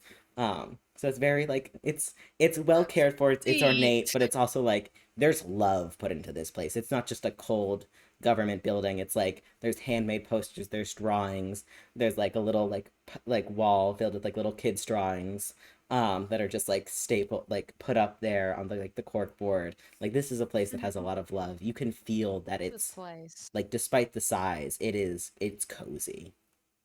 Yeah. So you Veta descends down the staircase to come meet with you, and you go over to a little desk where a librarian sits behind it. Can I pee before I have a Yeah, crisis or five? absolutely, absolutely. Thanks. While you're peeing, Real. if we want to Go to go dinner. back to these guys, We can do that. hello, welcome to dinner time in a very stressful environment. Some Yeah, people dinner. have started to recover. You think a lot of the people who did not have fights have gone off and taken a fat ass fucking nap. Real. So they seemed a little bit more like, okay, we're good now. It's ooh. There's not a lot. You don't like you hear like whispers of people like talking to their sponsors, or the sponsors talking to their fighters with the very like tight companionship of like, yeah, this was fucking weird. Like a bad night. But there's still that lingering heaviness of like tension. Despite the hours that have gone dying, that tension between people. You see that there's like little whispers of like a couple of the fighters getting to a little spat behind the scenes. Not the ones that were fighting today, but the other ones that have fought previously are going to fight. Like it feels more on edge than days previous. But you do see currently on the table there's like candles being lit as like the tech crew essentially tries to like calm everybody down with like aromatherapy. It's not working. They're doing their best. They also seem stressed, trying. and it's kind of just feeding into everything. But you sit here, it's like a little bit more calm, but the tension's still there. Dell, you're still a little bit off kilter from your night, but you're back up, like you've put on the face. No one seems to suspect that you're like tired as fuck and not doing too hot mentally. So, Ash, Dell, as you sit here for dinner, are you like talking with each other, trying to talk with other people, or just like reconvening? You do notice that after some time that Romy does not show up, but it also seems like very much if the tension's high, Romy does seem like the one to be like, nah, fuck this shit. I'm not. I'm going into my own space. Like, don't bother me. So, but they haven't said anything to that sort. Okay. Very accurate. Good job. I try. Probably talking to each other at this point. Yeah. We're chit-chatting. Chatting. All right, awesome. Ash, Chit-chatting. do you bring up your night, or Dell, do you bring up your night to each other, or do you bring up Oh, like the tension of the other people to each other? that I would I bring think we up. start probably- with that. Yeah. You know, these people, they seem to be a little out of it today, don't you think? Yeah, I definitely noticed. Definitely different. It's strange. I wonder what would cause such a thing. No. Probably just having like an off day, maybe. I don't know. All right, I'm gonna have Del. I'm gonna roll insight on that. Ash, you want to roll deception for me? And roll badly. Bad day. Right. Bad day in there. 15. 15. 16. 4. Damn, okay. That's new. That's not Never normal. mind. Okay. It's very not. Maybe that's what the muffins were. The muffins were your good luck roll. The muffins were my good luck roll. So, whatever you're looking for, Del, you don't see it. What were you looking for? To see if Ash knew anything, and they obviously don't. So They don't know anything. Do I does Ash know that everyone's EP because I don't think Ash would specifically they did? know, but I think at this point or would they Ash put not together. put them I think Ash it's would up not to put two and two you together. to put 2 and 2 together. You do know that you're fine. Yeah. You're good. Veta also seems fine. No issues there. I feel like Ash would actually just not put 2 and 2 together that everyone is EP because that's they funny, talk to death. I actually. feel like they just think that everybody's actually just having an off day That's because funny. they just haven't put it together. They just haven't put it together. Mm-hmm. So, Okay. yeah, Ash doesn't know anything. You do, however, I will say this just because, Ash, are you lying about the fact that you're not EP? Are you just not EP? I'm just not EP. Or just not EP? Del, you notice that Ash is not EP, but also everyone would notice that Ash is not EP. So, Ash is not EP. Ash doesn't know I was about anything. to say, I was gonna Okay. say, Ash is clearly not EP. Ash Okay. is fine. Yeah. Okay. Ash seems to be the only one that's fine. Correct. Okay. Well, I suppose that's just. I was doing the finger. Hang on, I need to start over. I'm laughing at myself. Okay. Well, I suppose that it's just We another all part of watched the this one. mystery. Sorry, keep going. You're gonna have to repeat that. I didn't hear. Yeah, I'm sorry. Yeah, that's so totally okay. I suppose that's just another part of the mystery. Though I can't help but Yeah. notice, you seem completely fine. Yeah. I mean, I don't am I supposed to not be fine? I had it's a good day. I fighter won. I'm just saying. Crazy. I know, very fascinating, very fantastic. Do you have a good night? Yeah. No dreams? No dreams. N- I mean, No dreams. yeah, no dreams. It wasn't uneventful, but no dreams. Wasn't uneventful. How were you not sleepy yet Hold you on. had an eventful night? What exactly did you get up to?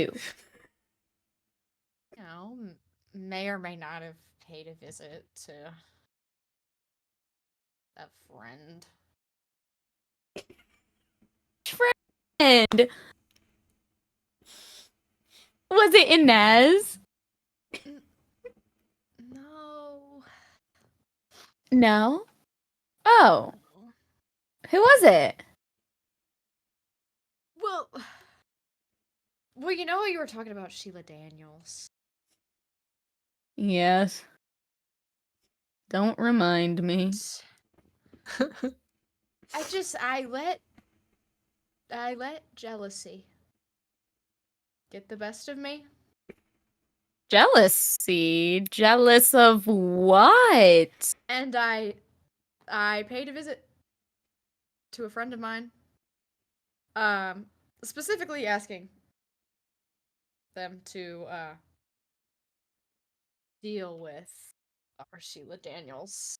my, I guess, Sheila Daniels situation, and it was just And how'd that go? Is she well, Don't worry. she's still around. we're still stuck with the Nepo baby? Yeah, but you know, it was yeah. So back to this jealousy thing, what were you jealous of? Exactly. Well, it's dumb. It's really not. Nonsense. It's really not important. I mean, like, Mm-hmm. Not important. I You know what? I'll let you have your secrets. For now. okay. Thank you. Mm-hmm. Mm-hmm. Mm-hmm. Elle is thinking over there. Mm-hmm. Mm-hmm. Jealousy. But so your night. Yes. Totally normal. Completely normal. Wow. It's really funny. Hey, how can I find out if that's true? Roll an insight. Del, roll I'll deception. roll deception. 18! Shut the fuck up, I got an 18. Ooh. I have a 14 plus 4, which is an 18. So what is... Oh, It's what is a plus? plus What am I 5. plus? I'm plus 5? Yeah. So 18 plus 5. Yeah. Yep. Sit the fuck down. Okay, yeah, you definitely can tell he's lying. You can tell he's lying. He had a very not normal night. And I mean, you held his soul in your hands. So you know he wasn't out of his room. He didn't go anywhere. Yeah. Fine? Just fine? Absolutely splendid. Are you sure? Absolutely. Definitely. No strange dreams. I've never even slept in my life. Okay. Hey, you know what? We'll get to your secrets when we get to mine. So we'll just save that for later. Well, okay, if I tell you my secret, does that mean you'll tell me yours? I mean, Okay, so here's what happened. I love this man. He's everything to me. It's like, I don't have secrets if I want to know shit about you. mhm. So here's what happened. I had a strange dream, a nightmare. Not one I'm familiar with, but one that definitely stuck with me. And when I woke up, I felt like, well, like death, really. Ash still is not putting it together. Just, Ash, like, that's so weird. Ha! Yeah, Must have I been a mean, really bad dream. I think it was a little bit more than just a bad dream. The only reason that I'm up and out of my bed is because I've got, a goddess on my side. Ash, you didn't know about that. Oh shit. Oh shit! Fuck! I'm writing that shit down. I'm writing that shit down. Oh. I never remember what everyone knows, and I never remember. I know, it's so fun. That's so funny. It's only the only reason that I bring it up is because the only person you've ever mentioned your goddess to was Nim. That's true. You never mentioned her to anybody else. And I know about it now. And now you know that. We'll just say so out of it from that, Yeah. mental moment. Mm-hmm.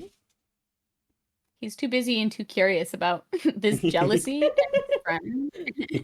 Yeah. Specifically the jealousy, he's very interested in. Yeah. That's. Can you. What was that last part again? Oh. Oh. Did I not tell you? Okay. So about your jealousy. I feel like we're brushing over Right. Probably should watch my mouth. Um, well, considering I know your little goddess-related secret, I suppose I can share my own. I am working with Ivaris.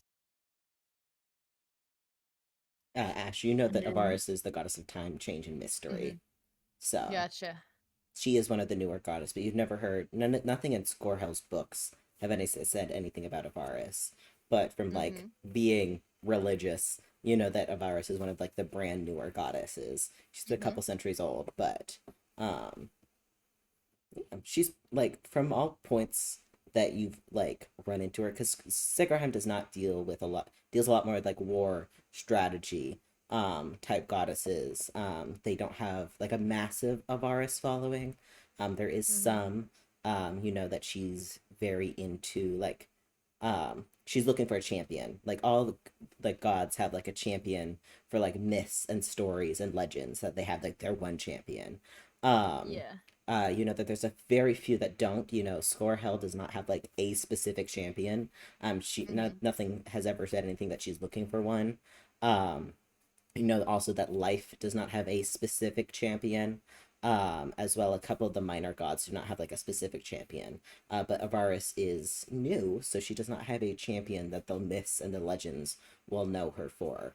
So you know that's like she's looking for a champion, but she's got like throughout the rest of the continent, she's got like quite a few paladins, and like she's a very popular goddess. People like her. She's chill. She gives out power a lot. She's one of the most common goddesses to actually like find like walking the mortal plane than anybody else, because she's very like new. So she's like, let's go, let's get stuff done. But you've never heard anything bad about her. Nice. Yeah. Well, then, I believe it is your turn. What exactly are you wanting from me here? Just a little curious why you were jealous of Sheila Daniel. And what friend you went to visit last night. Would there be any consequences of me saying that I went to visit?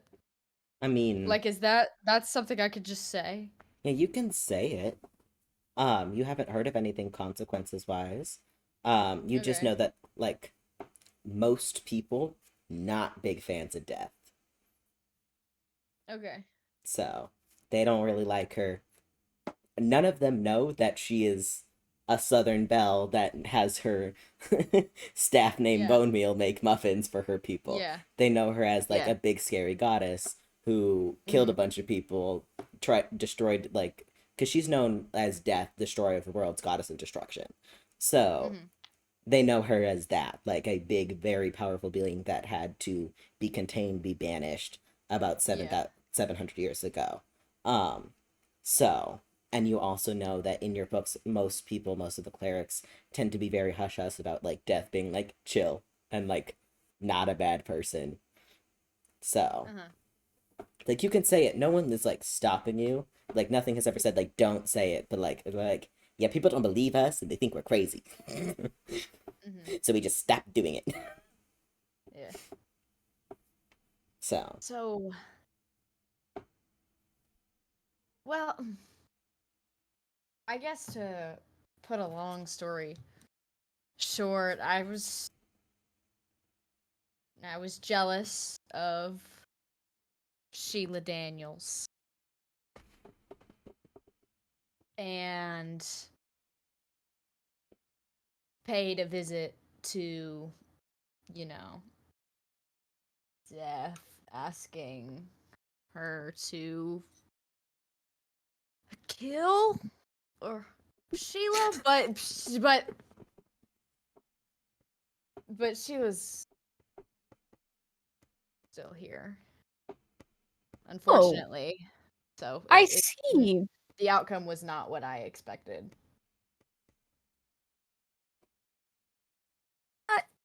Oh, it's not picking me up. Have I not been spending enough time with my wife? I don't know how you feel about this, Sheila Daniels. Well, I'll tell you one thing. I think that she is the most insufferable person I have ever come across in my entire life. And that's saying something. Good to know. Good to know. What, did death turn you away? I mean, just didn't kill Sheila. Wouldn't do it. And do it. Oh, the gods, they work in such peculiar ways. Yeah. Well, I'll tell you what. How about we get out of here and we go on our own little adventure? Oh, crucial part of the story that I just missed. Sheila's Yeah. not real. But But she's not real. she is Crazy. real. Crazy. Well, Well, I birthed Sheila Daniels. Okay. she's not real though, so. So what, we can't... I mean, not saying that I'm down to kill Sheila Daniels or anything. I'm just saying... So what, she can't be killed? Well, she can. Pray tell. What? You could stab her a little bit. She can be killed by mortal I method. didn't hear what you said. I think you're. Oh, I just asked how. I How's just you know how you would kill people. I got Oh. like I guess stabbing is an option, or Right, just normal just like murder. yeah. Not saying that I'm down for murder. Okay. But this is fascinating. All of these people waking up like this. I think what we should do is head to the library and maybe do some research. On how to kill people? No. I mean, well, if we've got time. No, I'm talking about this peculiar event. These dreams, this sluggishness around us. This weight. I mean, I feel fine. Obviously. I could go to the library. Okay. I think we should go to the library. It's a day. Right. Cool. What? So you Date? had... Do you think we should go to the library? Do you really? They head Do off to you the really? library. I You have to will go research how say to kill people. that they are a good hour or so behind Romy. So you're already at the library. I know. You're doing your thing. You're doing your thing. You've been Vetsa at the is here. library. She goes over to the librarian, and she leans for you. See that there's like as you look over the desk, there's books and things like that, as well as a sheet with little name tags. Back with, to me. Yeah, you're back to you, Romy. There's a sheet with little stamp name tags. They're all color coded as librarians do. So Veta leans forward and she speaks to the librarian for a moment, and you hear that Veta is saying that she has an appointment with the archivist. She's like, I have an The what now? The archivist. Archivist? Sorry. Yeah, the The archivist. archivist? Sorry for the deception, The archivist. John. Is that how you say it, or is the archivist? The archivist. It's the archivist. archivist. I'm also, running through 5 different accents. So It's the Go for it, archivist. Whatever. The Archivist. archivist. the archivist. Cool. Archivist. So she says that I have an appointment with the archivist. He told me to meet me in his office. And the librarian. This is the picture that I showed you guys of the librarian with snake hair and like pink bow and like little Mm. like pink flannel and everything. And she says like, of Coquette. course. And then she hands Veta a key. She does not give you guys little like pins or name badges or anything. She says like, you know where it's at. So Veta has the key and then takes you, Romy, up the stairs into a room. On the door there's like a nameplate that says the archivist. There is no official name.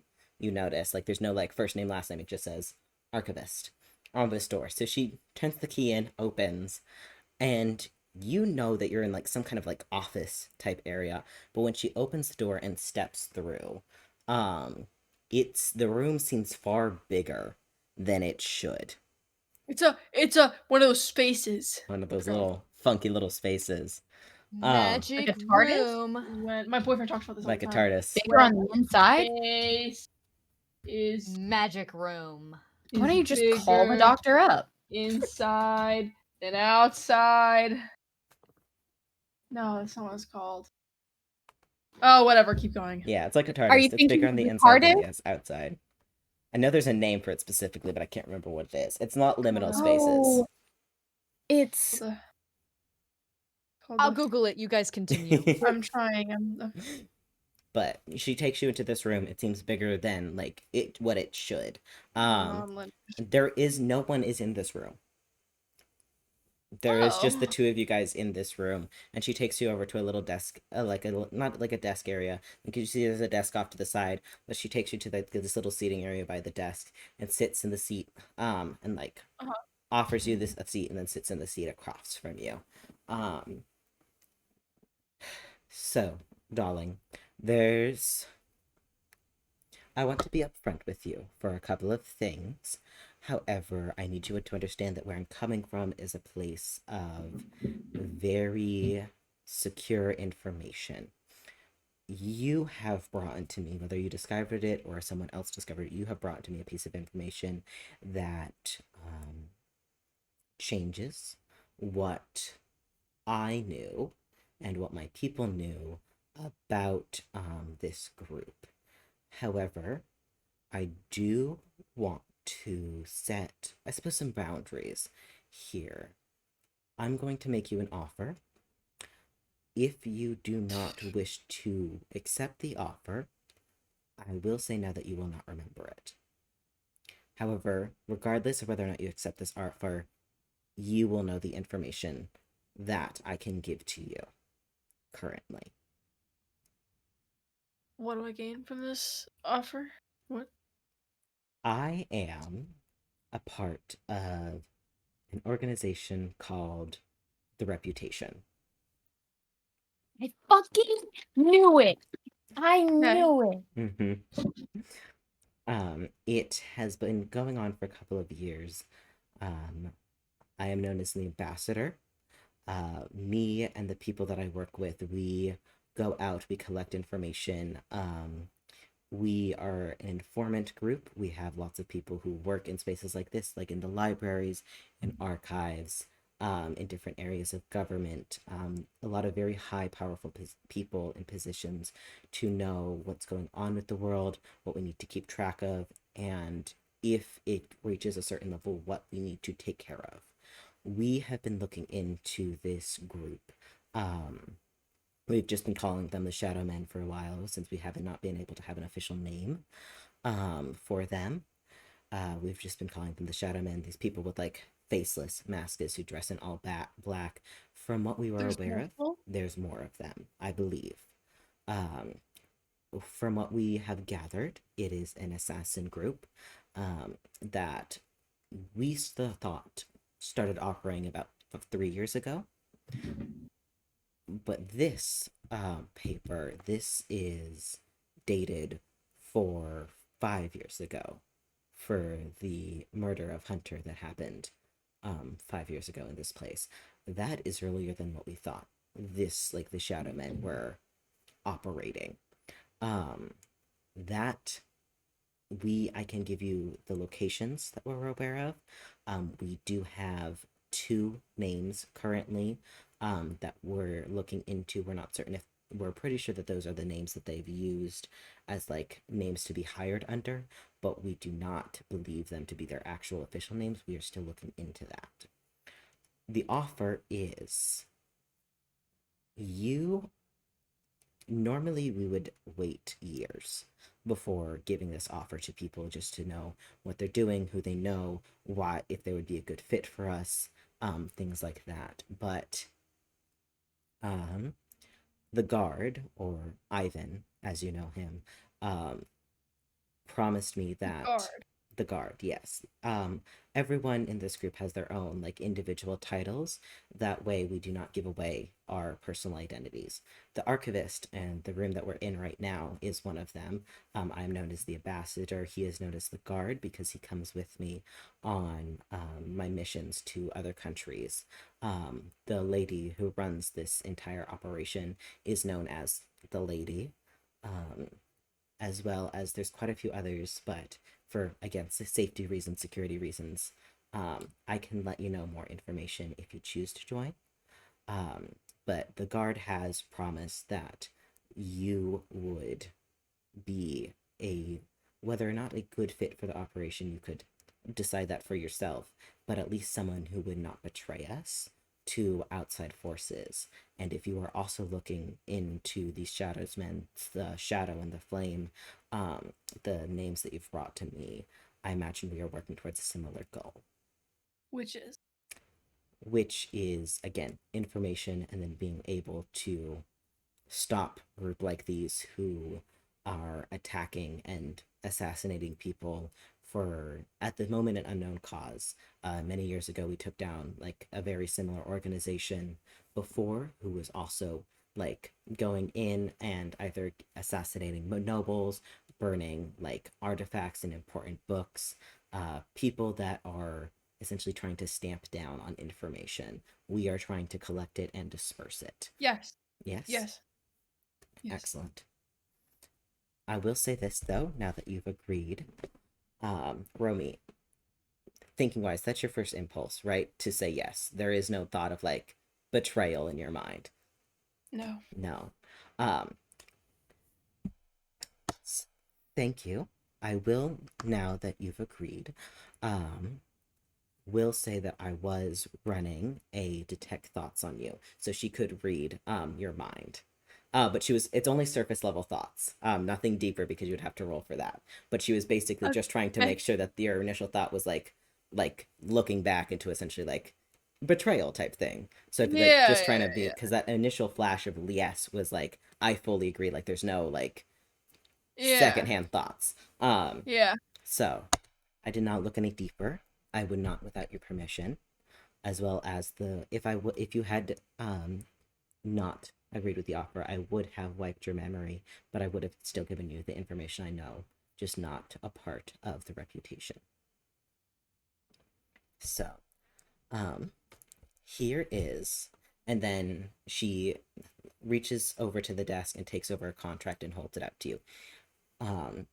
I would personally feel more comfortable if you were to sign this. It is legally binding, just saying that you're not going to betray us, because there's a lot of high level information, and especially working with me personally, I would rather not have my relation with this group be known to anyone that I do not trust.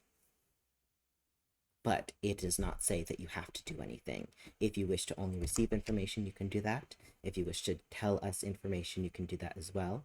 It's just security, and you do not have to sign it now.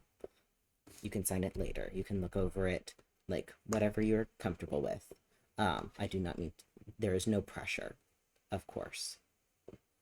But as we gain more information, now having this information of that the operation was started 5 years ago, as well as this other name of Flame, we believe that to be very important to our research. I will make sure that you receive anything that we know about these people.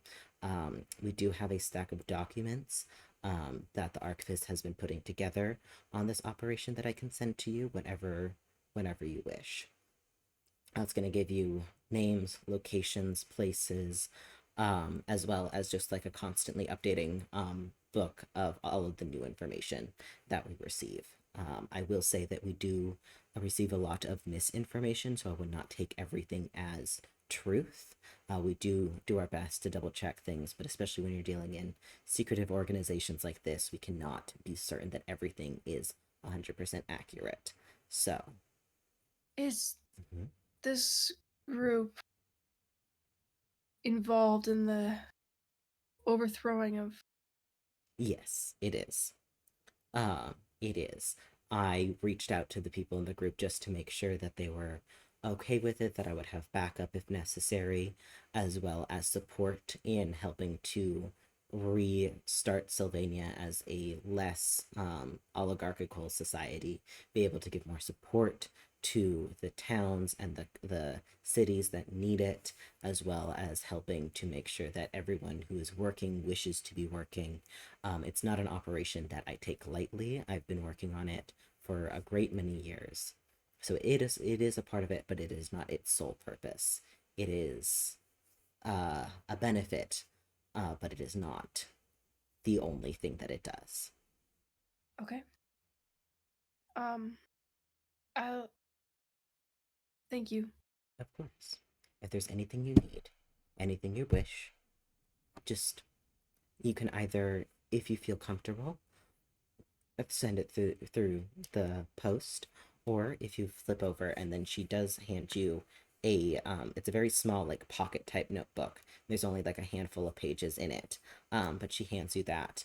It's like you can just write to me directly. It's only a communications both ways. So if there's anything that you do not want anyone to know, just write it in here and I will receive it and the ink will disappear. And it is nearly untraceable. We cannot promise it is entirely untraceable, but nothing we have found currently has been able to trace it. All right. But any questions, anything you need, Ivan and I will both be here for the rest of the week.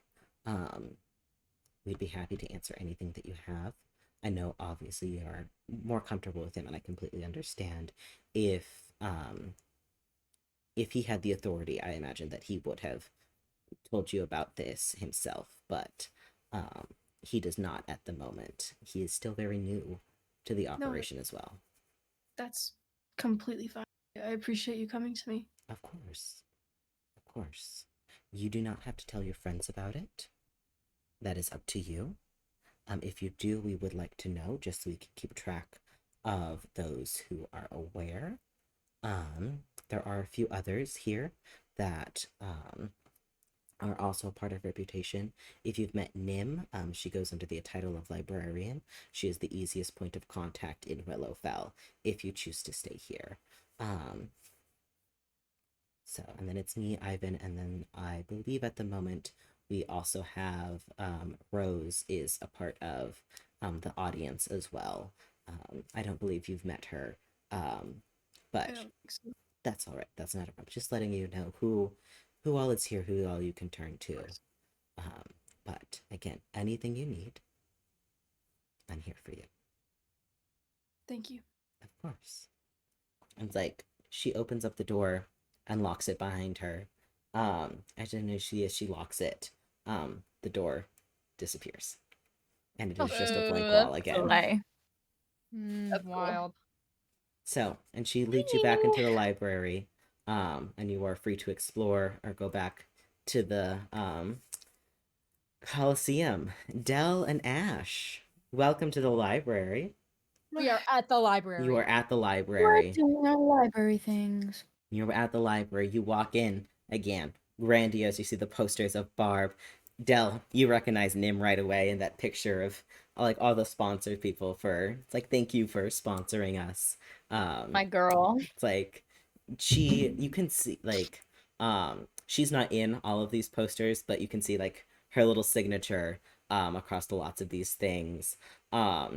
It's comfy, it's cozy. She is not here at the moment. She is still at the Coliseum. Which makes sense because that's where she would be. But there is the librarian at the front desk.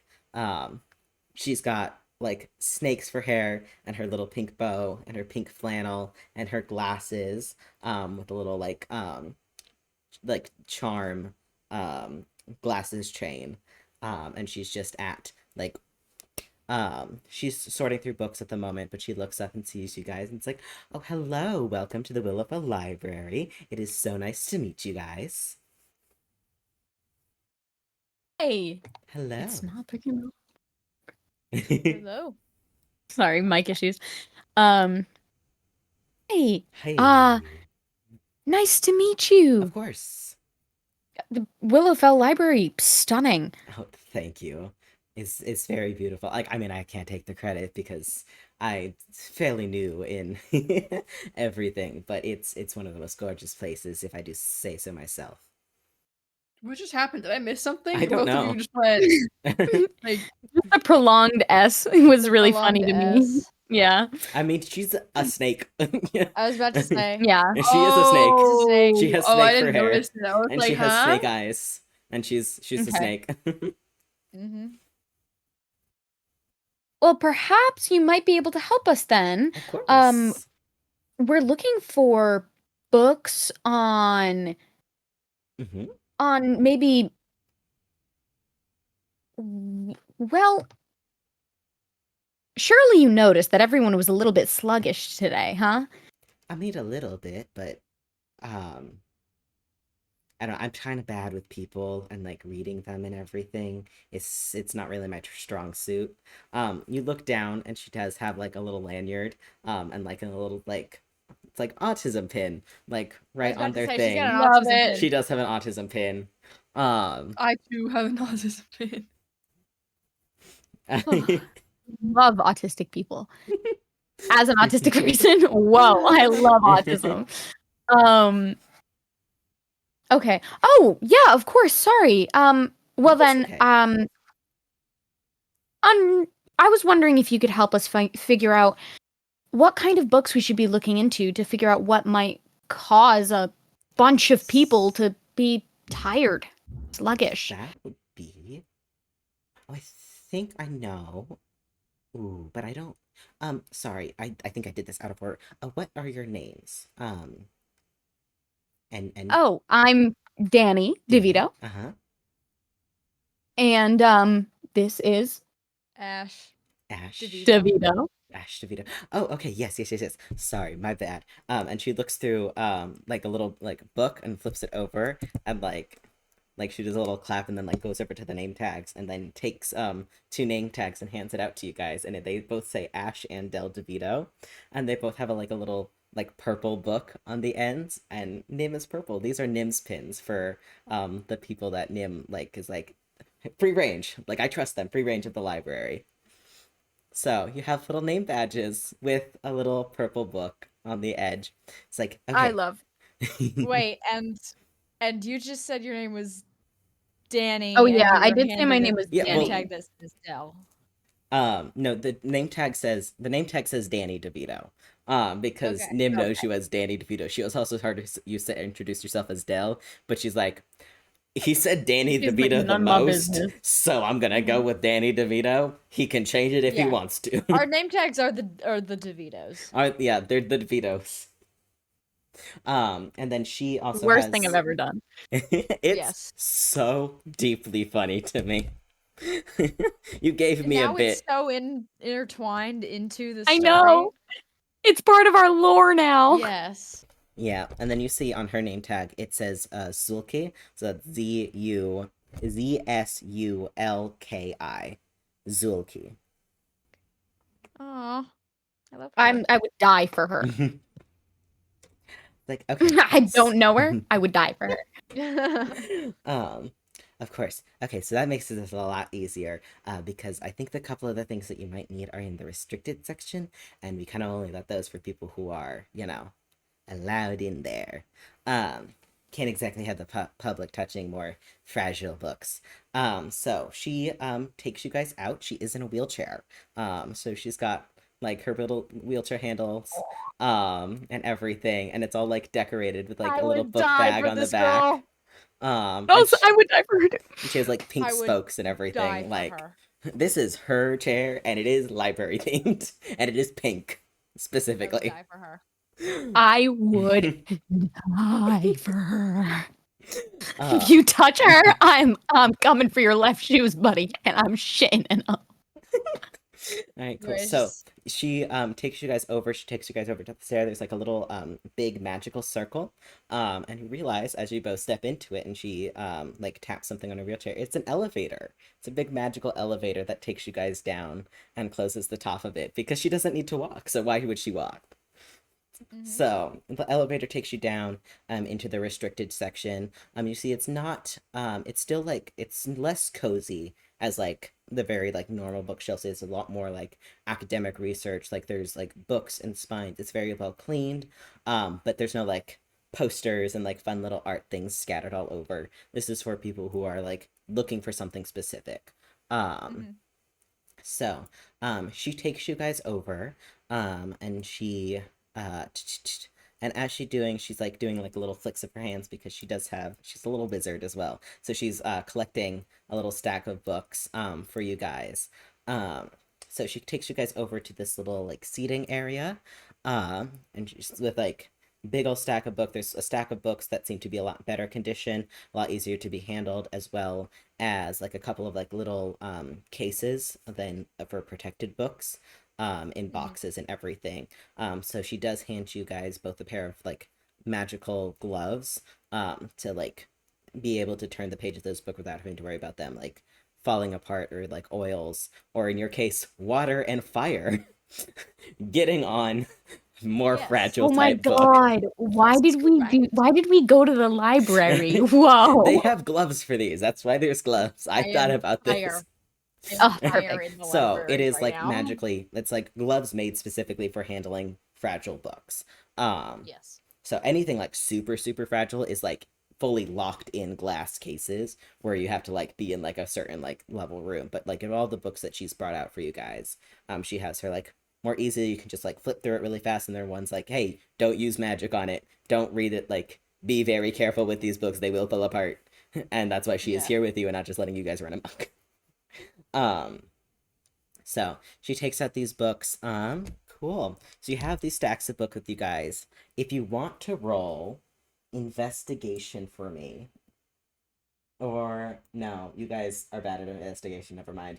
Real. Roll religion for me. Well, Ash, you roll religion because you get a +2 for that. Dell, you roll a um hmm. I Roll know. a survival for me. That's gonna be a +1. So religion and survival. 12 plus 2. Yeah, +2. 14. I got a doity 20. Damn. Okay. Okay. My first good roll of the session. Heck yeah. Okay. You got a dirty 20. Okay, cool. So Ash, what did you get again? 14. 14. Okay, Ash, your book that you start going through is one of these like more protected books. It's a journal. And as you start to read through it, you realize that it is a journal written by a cleric of death. You've Oh. never read this one before. This is new to you. So in this journal, it is talking about this man who is recording the history of ghost towns. Ghost towns is like the translation of the word that was lost like long ago, but you know it to be coast towns. Ghost towns are a very specific type of city that was built by like a kind of like cult of Dionysus type things, like a little like specific group of followers of Scorehell who would go in, create these beautiful cities, and then abandon them, move on, and create another city. These cities were essentially like not moving, but like more stationary type things, as Yeah. like an altar to Scorehell, as like a way to be like instead of like having like human sacrifice, it's like citywide sacrifice. Look at all these work, this blood, sweat, and tears that of the building that we've made for you. What's very important about ghost towns is they're always built under catacombs.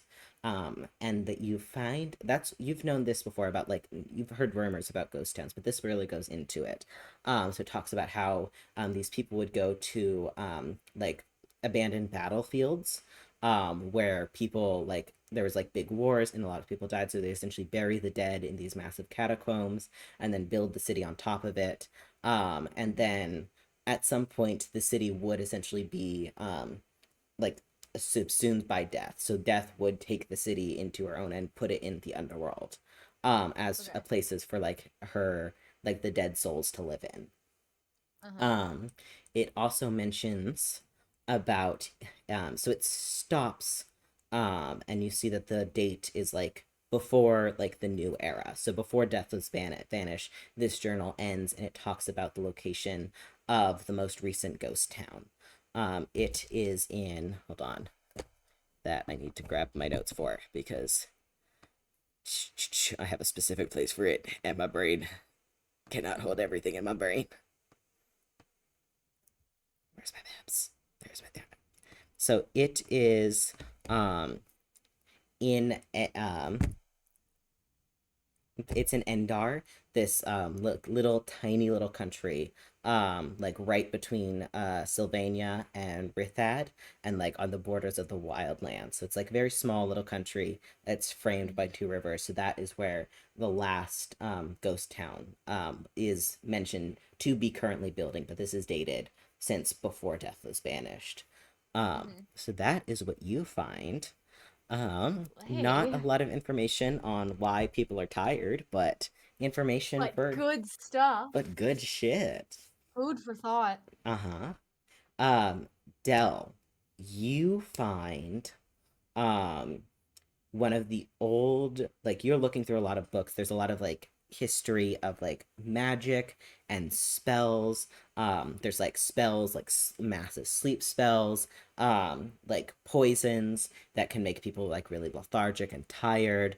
There's a lot of philosophy that you find of like battlefield philosophy, like what could you do to your enemies and how is it like the moral and ethical dilemmas of sabotaging your enemies.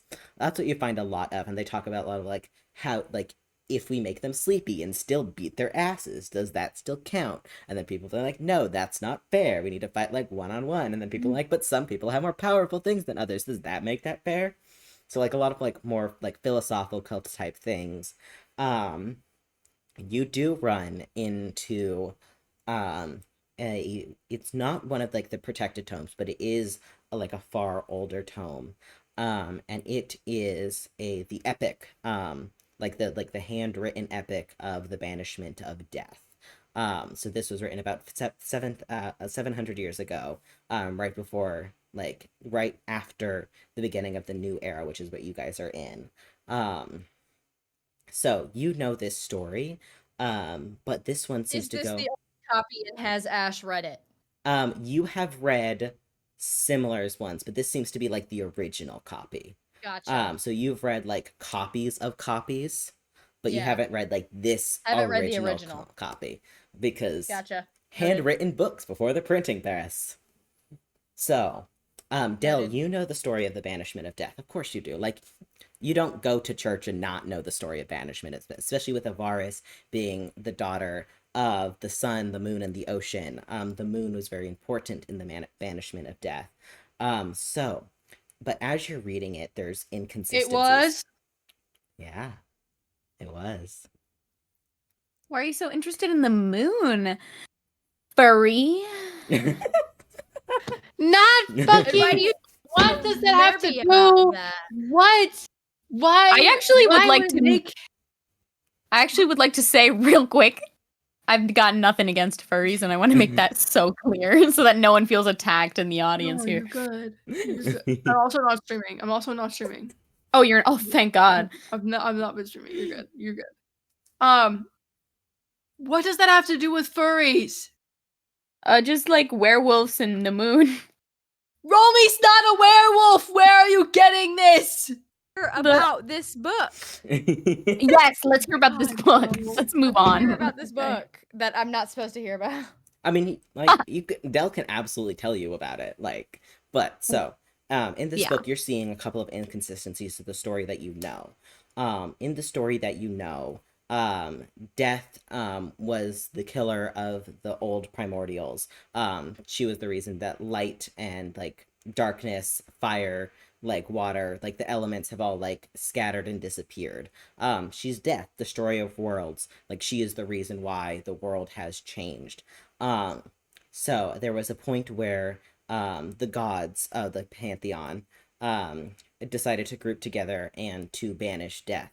There was an attempt to made to kill Death, but it was not possible as the sun was the one that spoke like, hey, it's like maybe we don't kill the reason for like of death. That like that could be bad. As well as there was a prophecy spoken about like Ragnarok, the end of the world, how the things that would cause Ragnarok would be like a couple of things like death no longer existing, as well as four horsemen rising up from like the graves and like going on, as well as wars and destructions, like a lot of bad things happening, and then the world explodes and dies. So the sun or was like, hey, maybe don't start the apocalypse right now. Maybe that's a bad idea.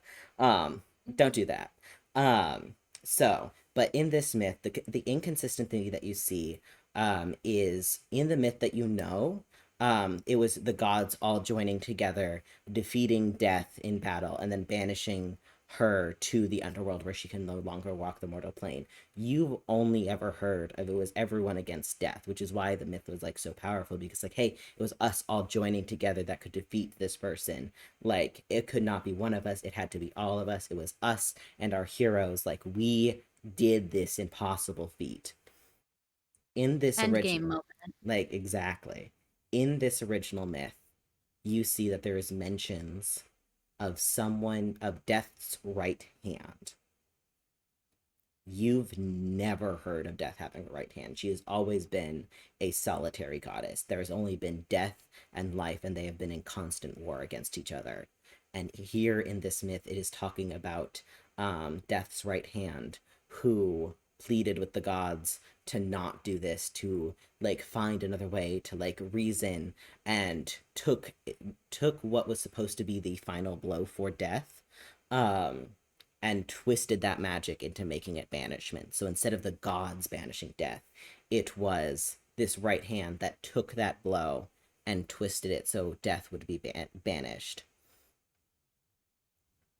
And that is the myth that you see. It is inconsistent. It is there's speaking of a person that you've never heard of before.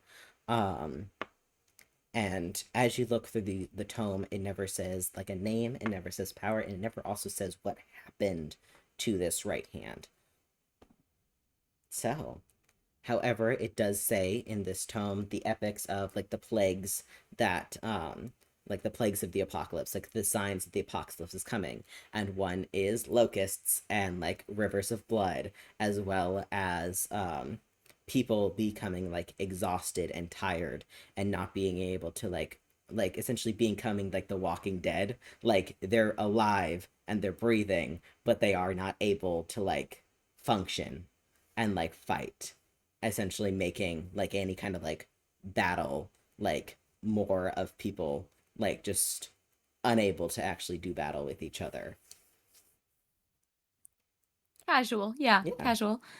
Are we gonna end up like fighting the apocalypse? Like what the fuck? Could Casual. I start the apocalypse? You did not start the apocalypse. apocalypse. I will say that right now. You did not start the apocalypse. Okay, thank you. You could start the apocalypse, but you did Because I not wanted start to the go back apocalypse. for a visit.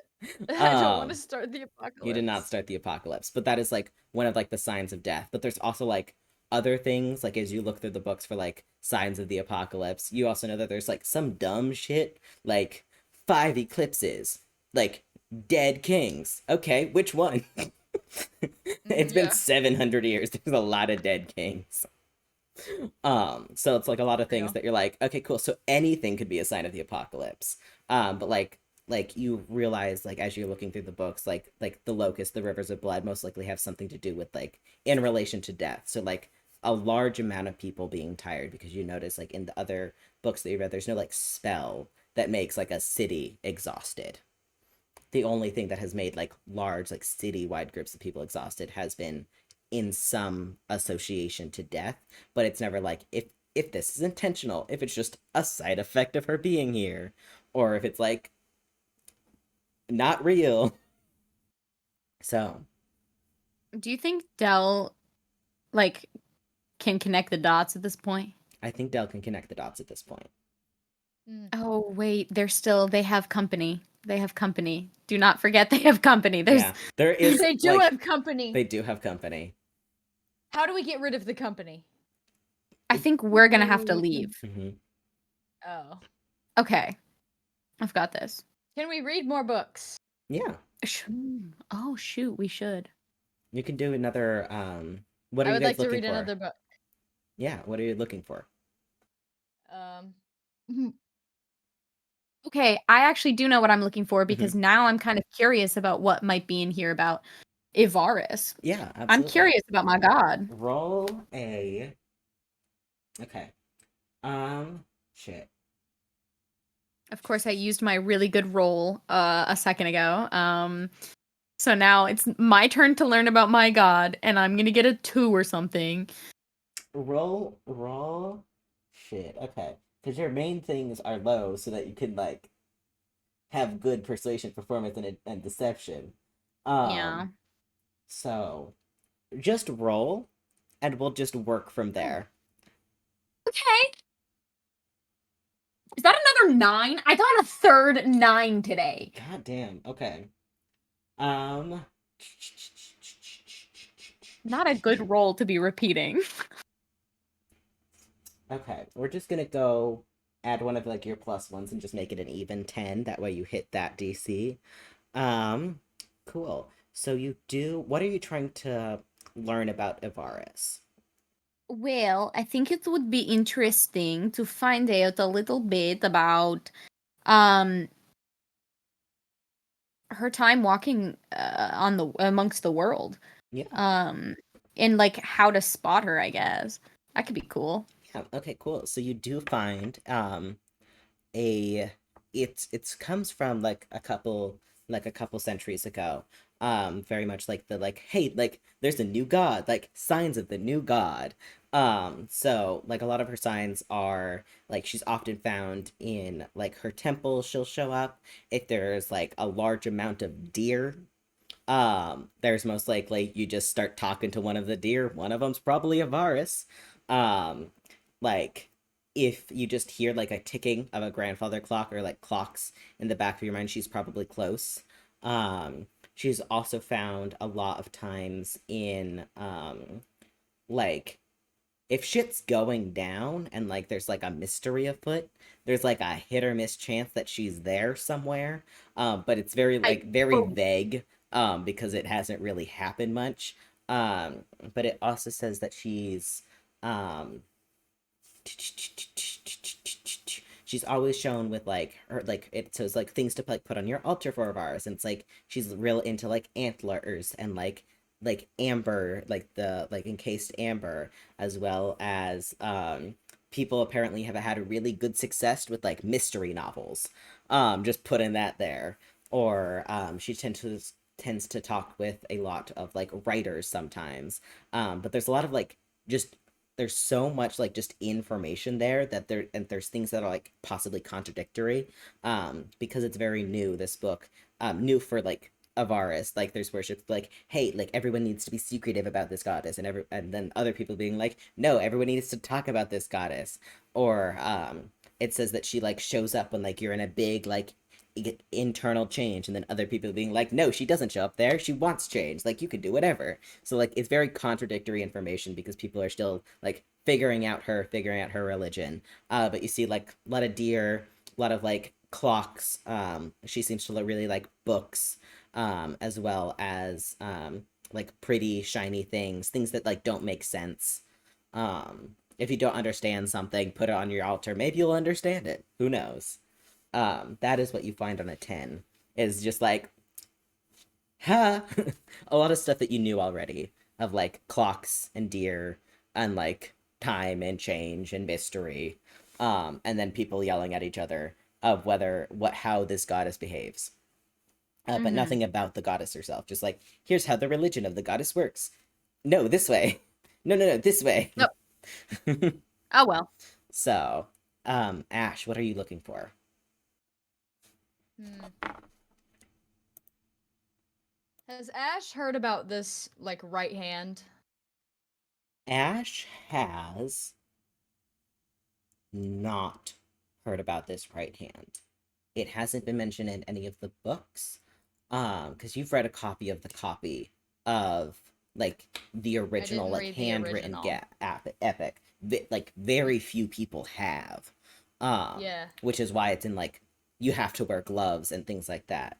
You imagine probably somewhere in these like shelves, there's most likely, or like somewhere in like other massive library, there's probably some like scholarly like interest, but it's that thing of like if this has been around for 700 years and like there's no like major discussion like hey who the fuck is this, um you will either think one someone has tried to deliberately hide of like Scorehell's right hand, or um like another epic was like started in circulation and people just picked that one up a lot faster.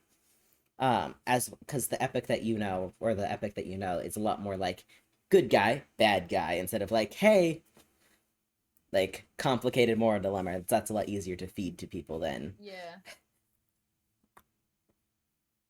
us an unknown right can't- hand.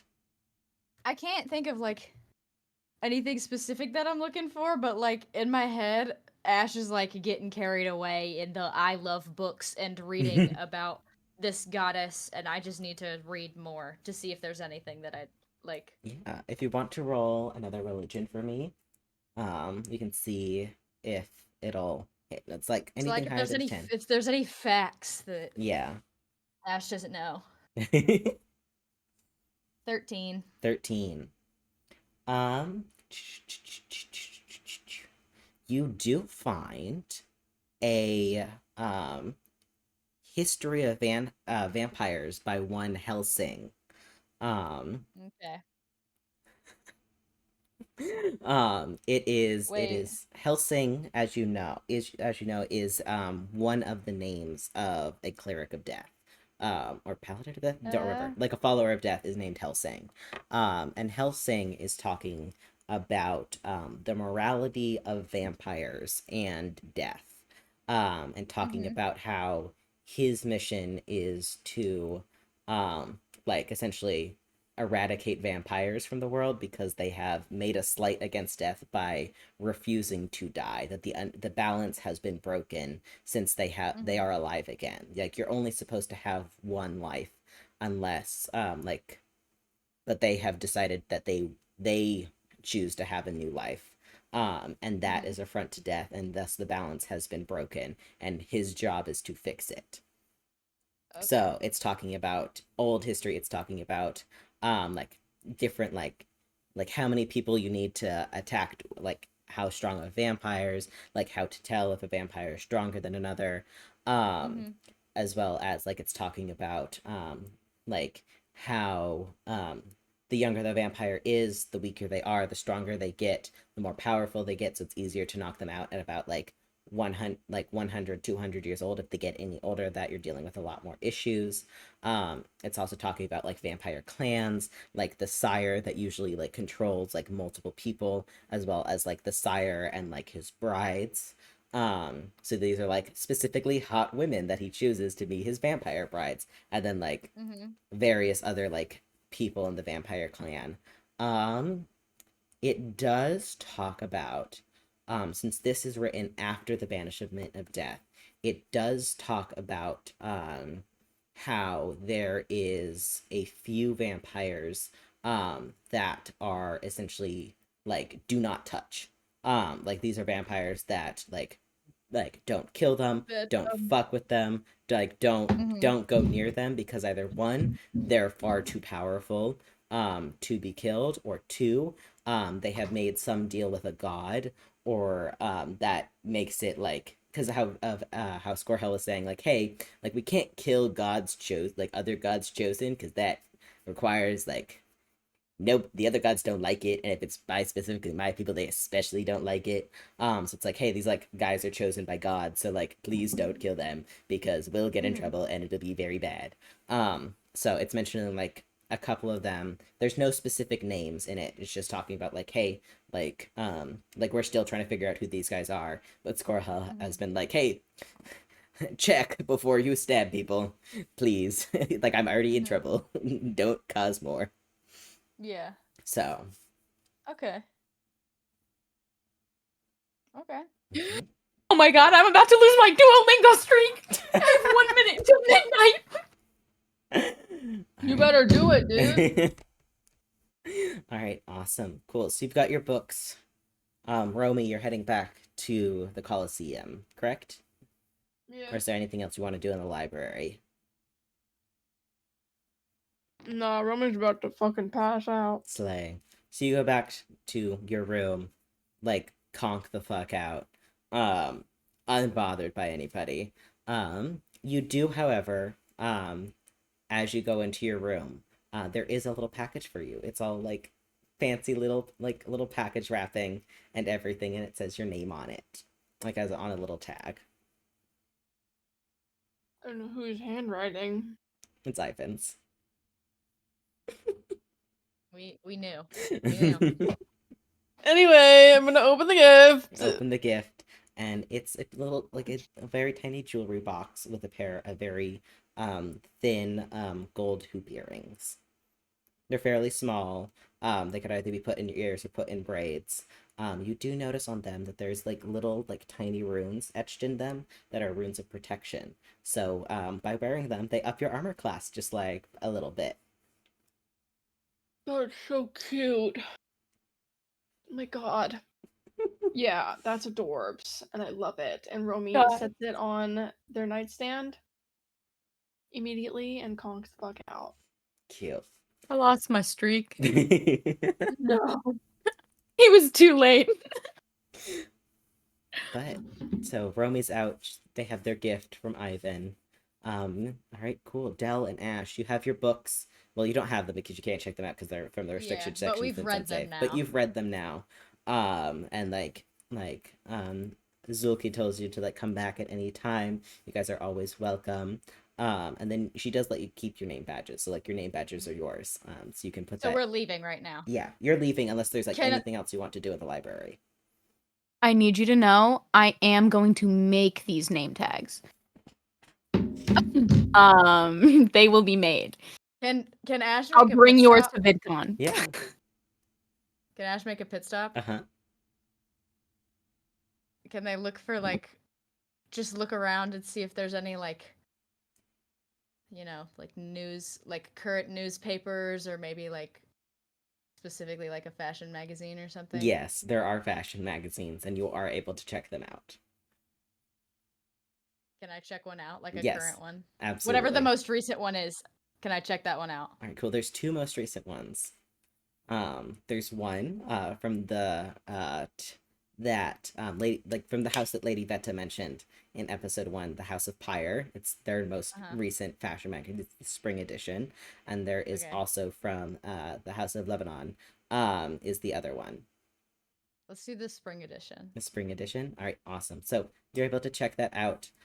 You don't have to return this. You can if you want to, but you do not have to. With their magazines, they kind of expect them to not show back up again.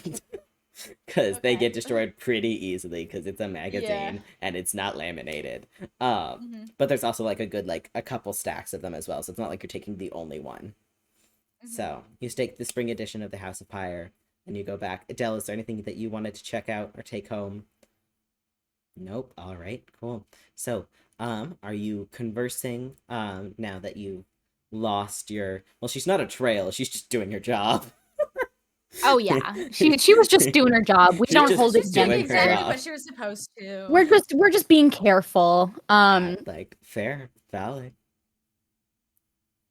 Okay. So like while they're walking back, Dell's just kind of gonna like kind of take a step in closer and just be like, I really hate to break it to you, but I think I know why everyone was sluggish today. Yeah. And I think you need to do it again tomorrow. Oh, I think your little visit with your friend. Oh. Yeah. Now, I don't know if this is something you're down for. All I'm saying is, I think I can handle another nightmare if maybe you want to visit your pal again and affect the fights again. I'll think on it. You do that. I mean, tier 3, Romy missed some hits today. I mean, tier 4 is only going to be harder. I think I missed like once. Yeah, literally one. Literally one. I took Yeah. notes the entire time. Like, I think I missed. He's a drama queen. Yeah.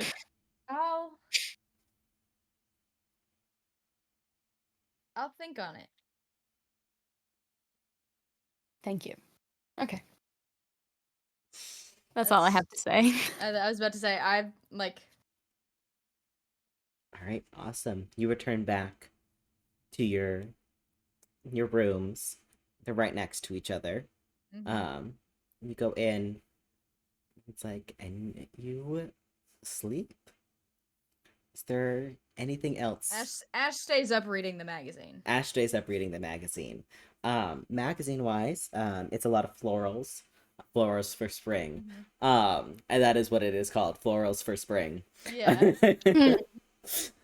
um, but it also has like a lot of like soft like their most recent dye collection from Pyre, from the magazines that you've read about them. Their most recent like dye collection was during the wintertime. It was called the Snow Brights. It's very like bright, vibrant colors that we are able to see your kids in the snow, which is a problem in Segerheim during the winter because there's a lot of fucking snow. So having bright reds, bright greens, bright blues, being able to be like, aha, like that's where they're at, like being able to show them. It looks like they're experimenting with like making those bright colors a little bit more pastel. It looks like they haven't like been able to like fully pastelify them, but they're like a little bit softer. They're not like very prominent in here, but you can see like there's like touch of experimenting going on. But they're not fully pastel. They're just a little bit softer. Mostly just uses like background detailing and like the stems or like the flowers. It's really focused on like soft, flowy fabrics. With because it's like the House of Pyre is a Segerheim brand. It is focused like while the fabrics are flowy, it is focused on like warmth and comfort because while spring does not have as much snow, it's still fairly cold there. So it's flowy, but like the top layers are flowy, but the under layers are very much like, hey, keep warm, like furs, but just not as like heavy and like as multiple layers as a the wintertime. They're working more towards like transitional garments. So you have like your overlayer and then you have your underlayer, but your overlayer can also be worn as like its own separate layer. So it's a very much like mix and matchy to try to be like, hey, it's a transitional, like play around with it, mix and match your things together. So not a lot of jewelry this session, this go around. Mostly just focused on clothes. Their jewelry things tends to happen in summer and winter is when their big jewelry drops are. So cool. Nice.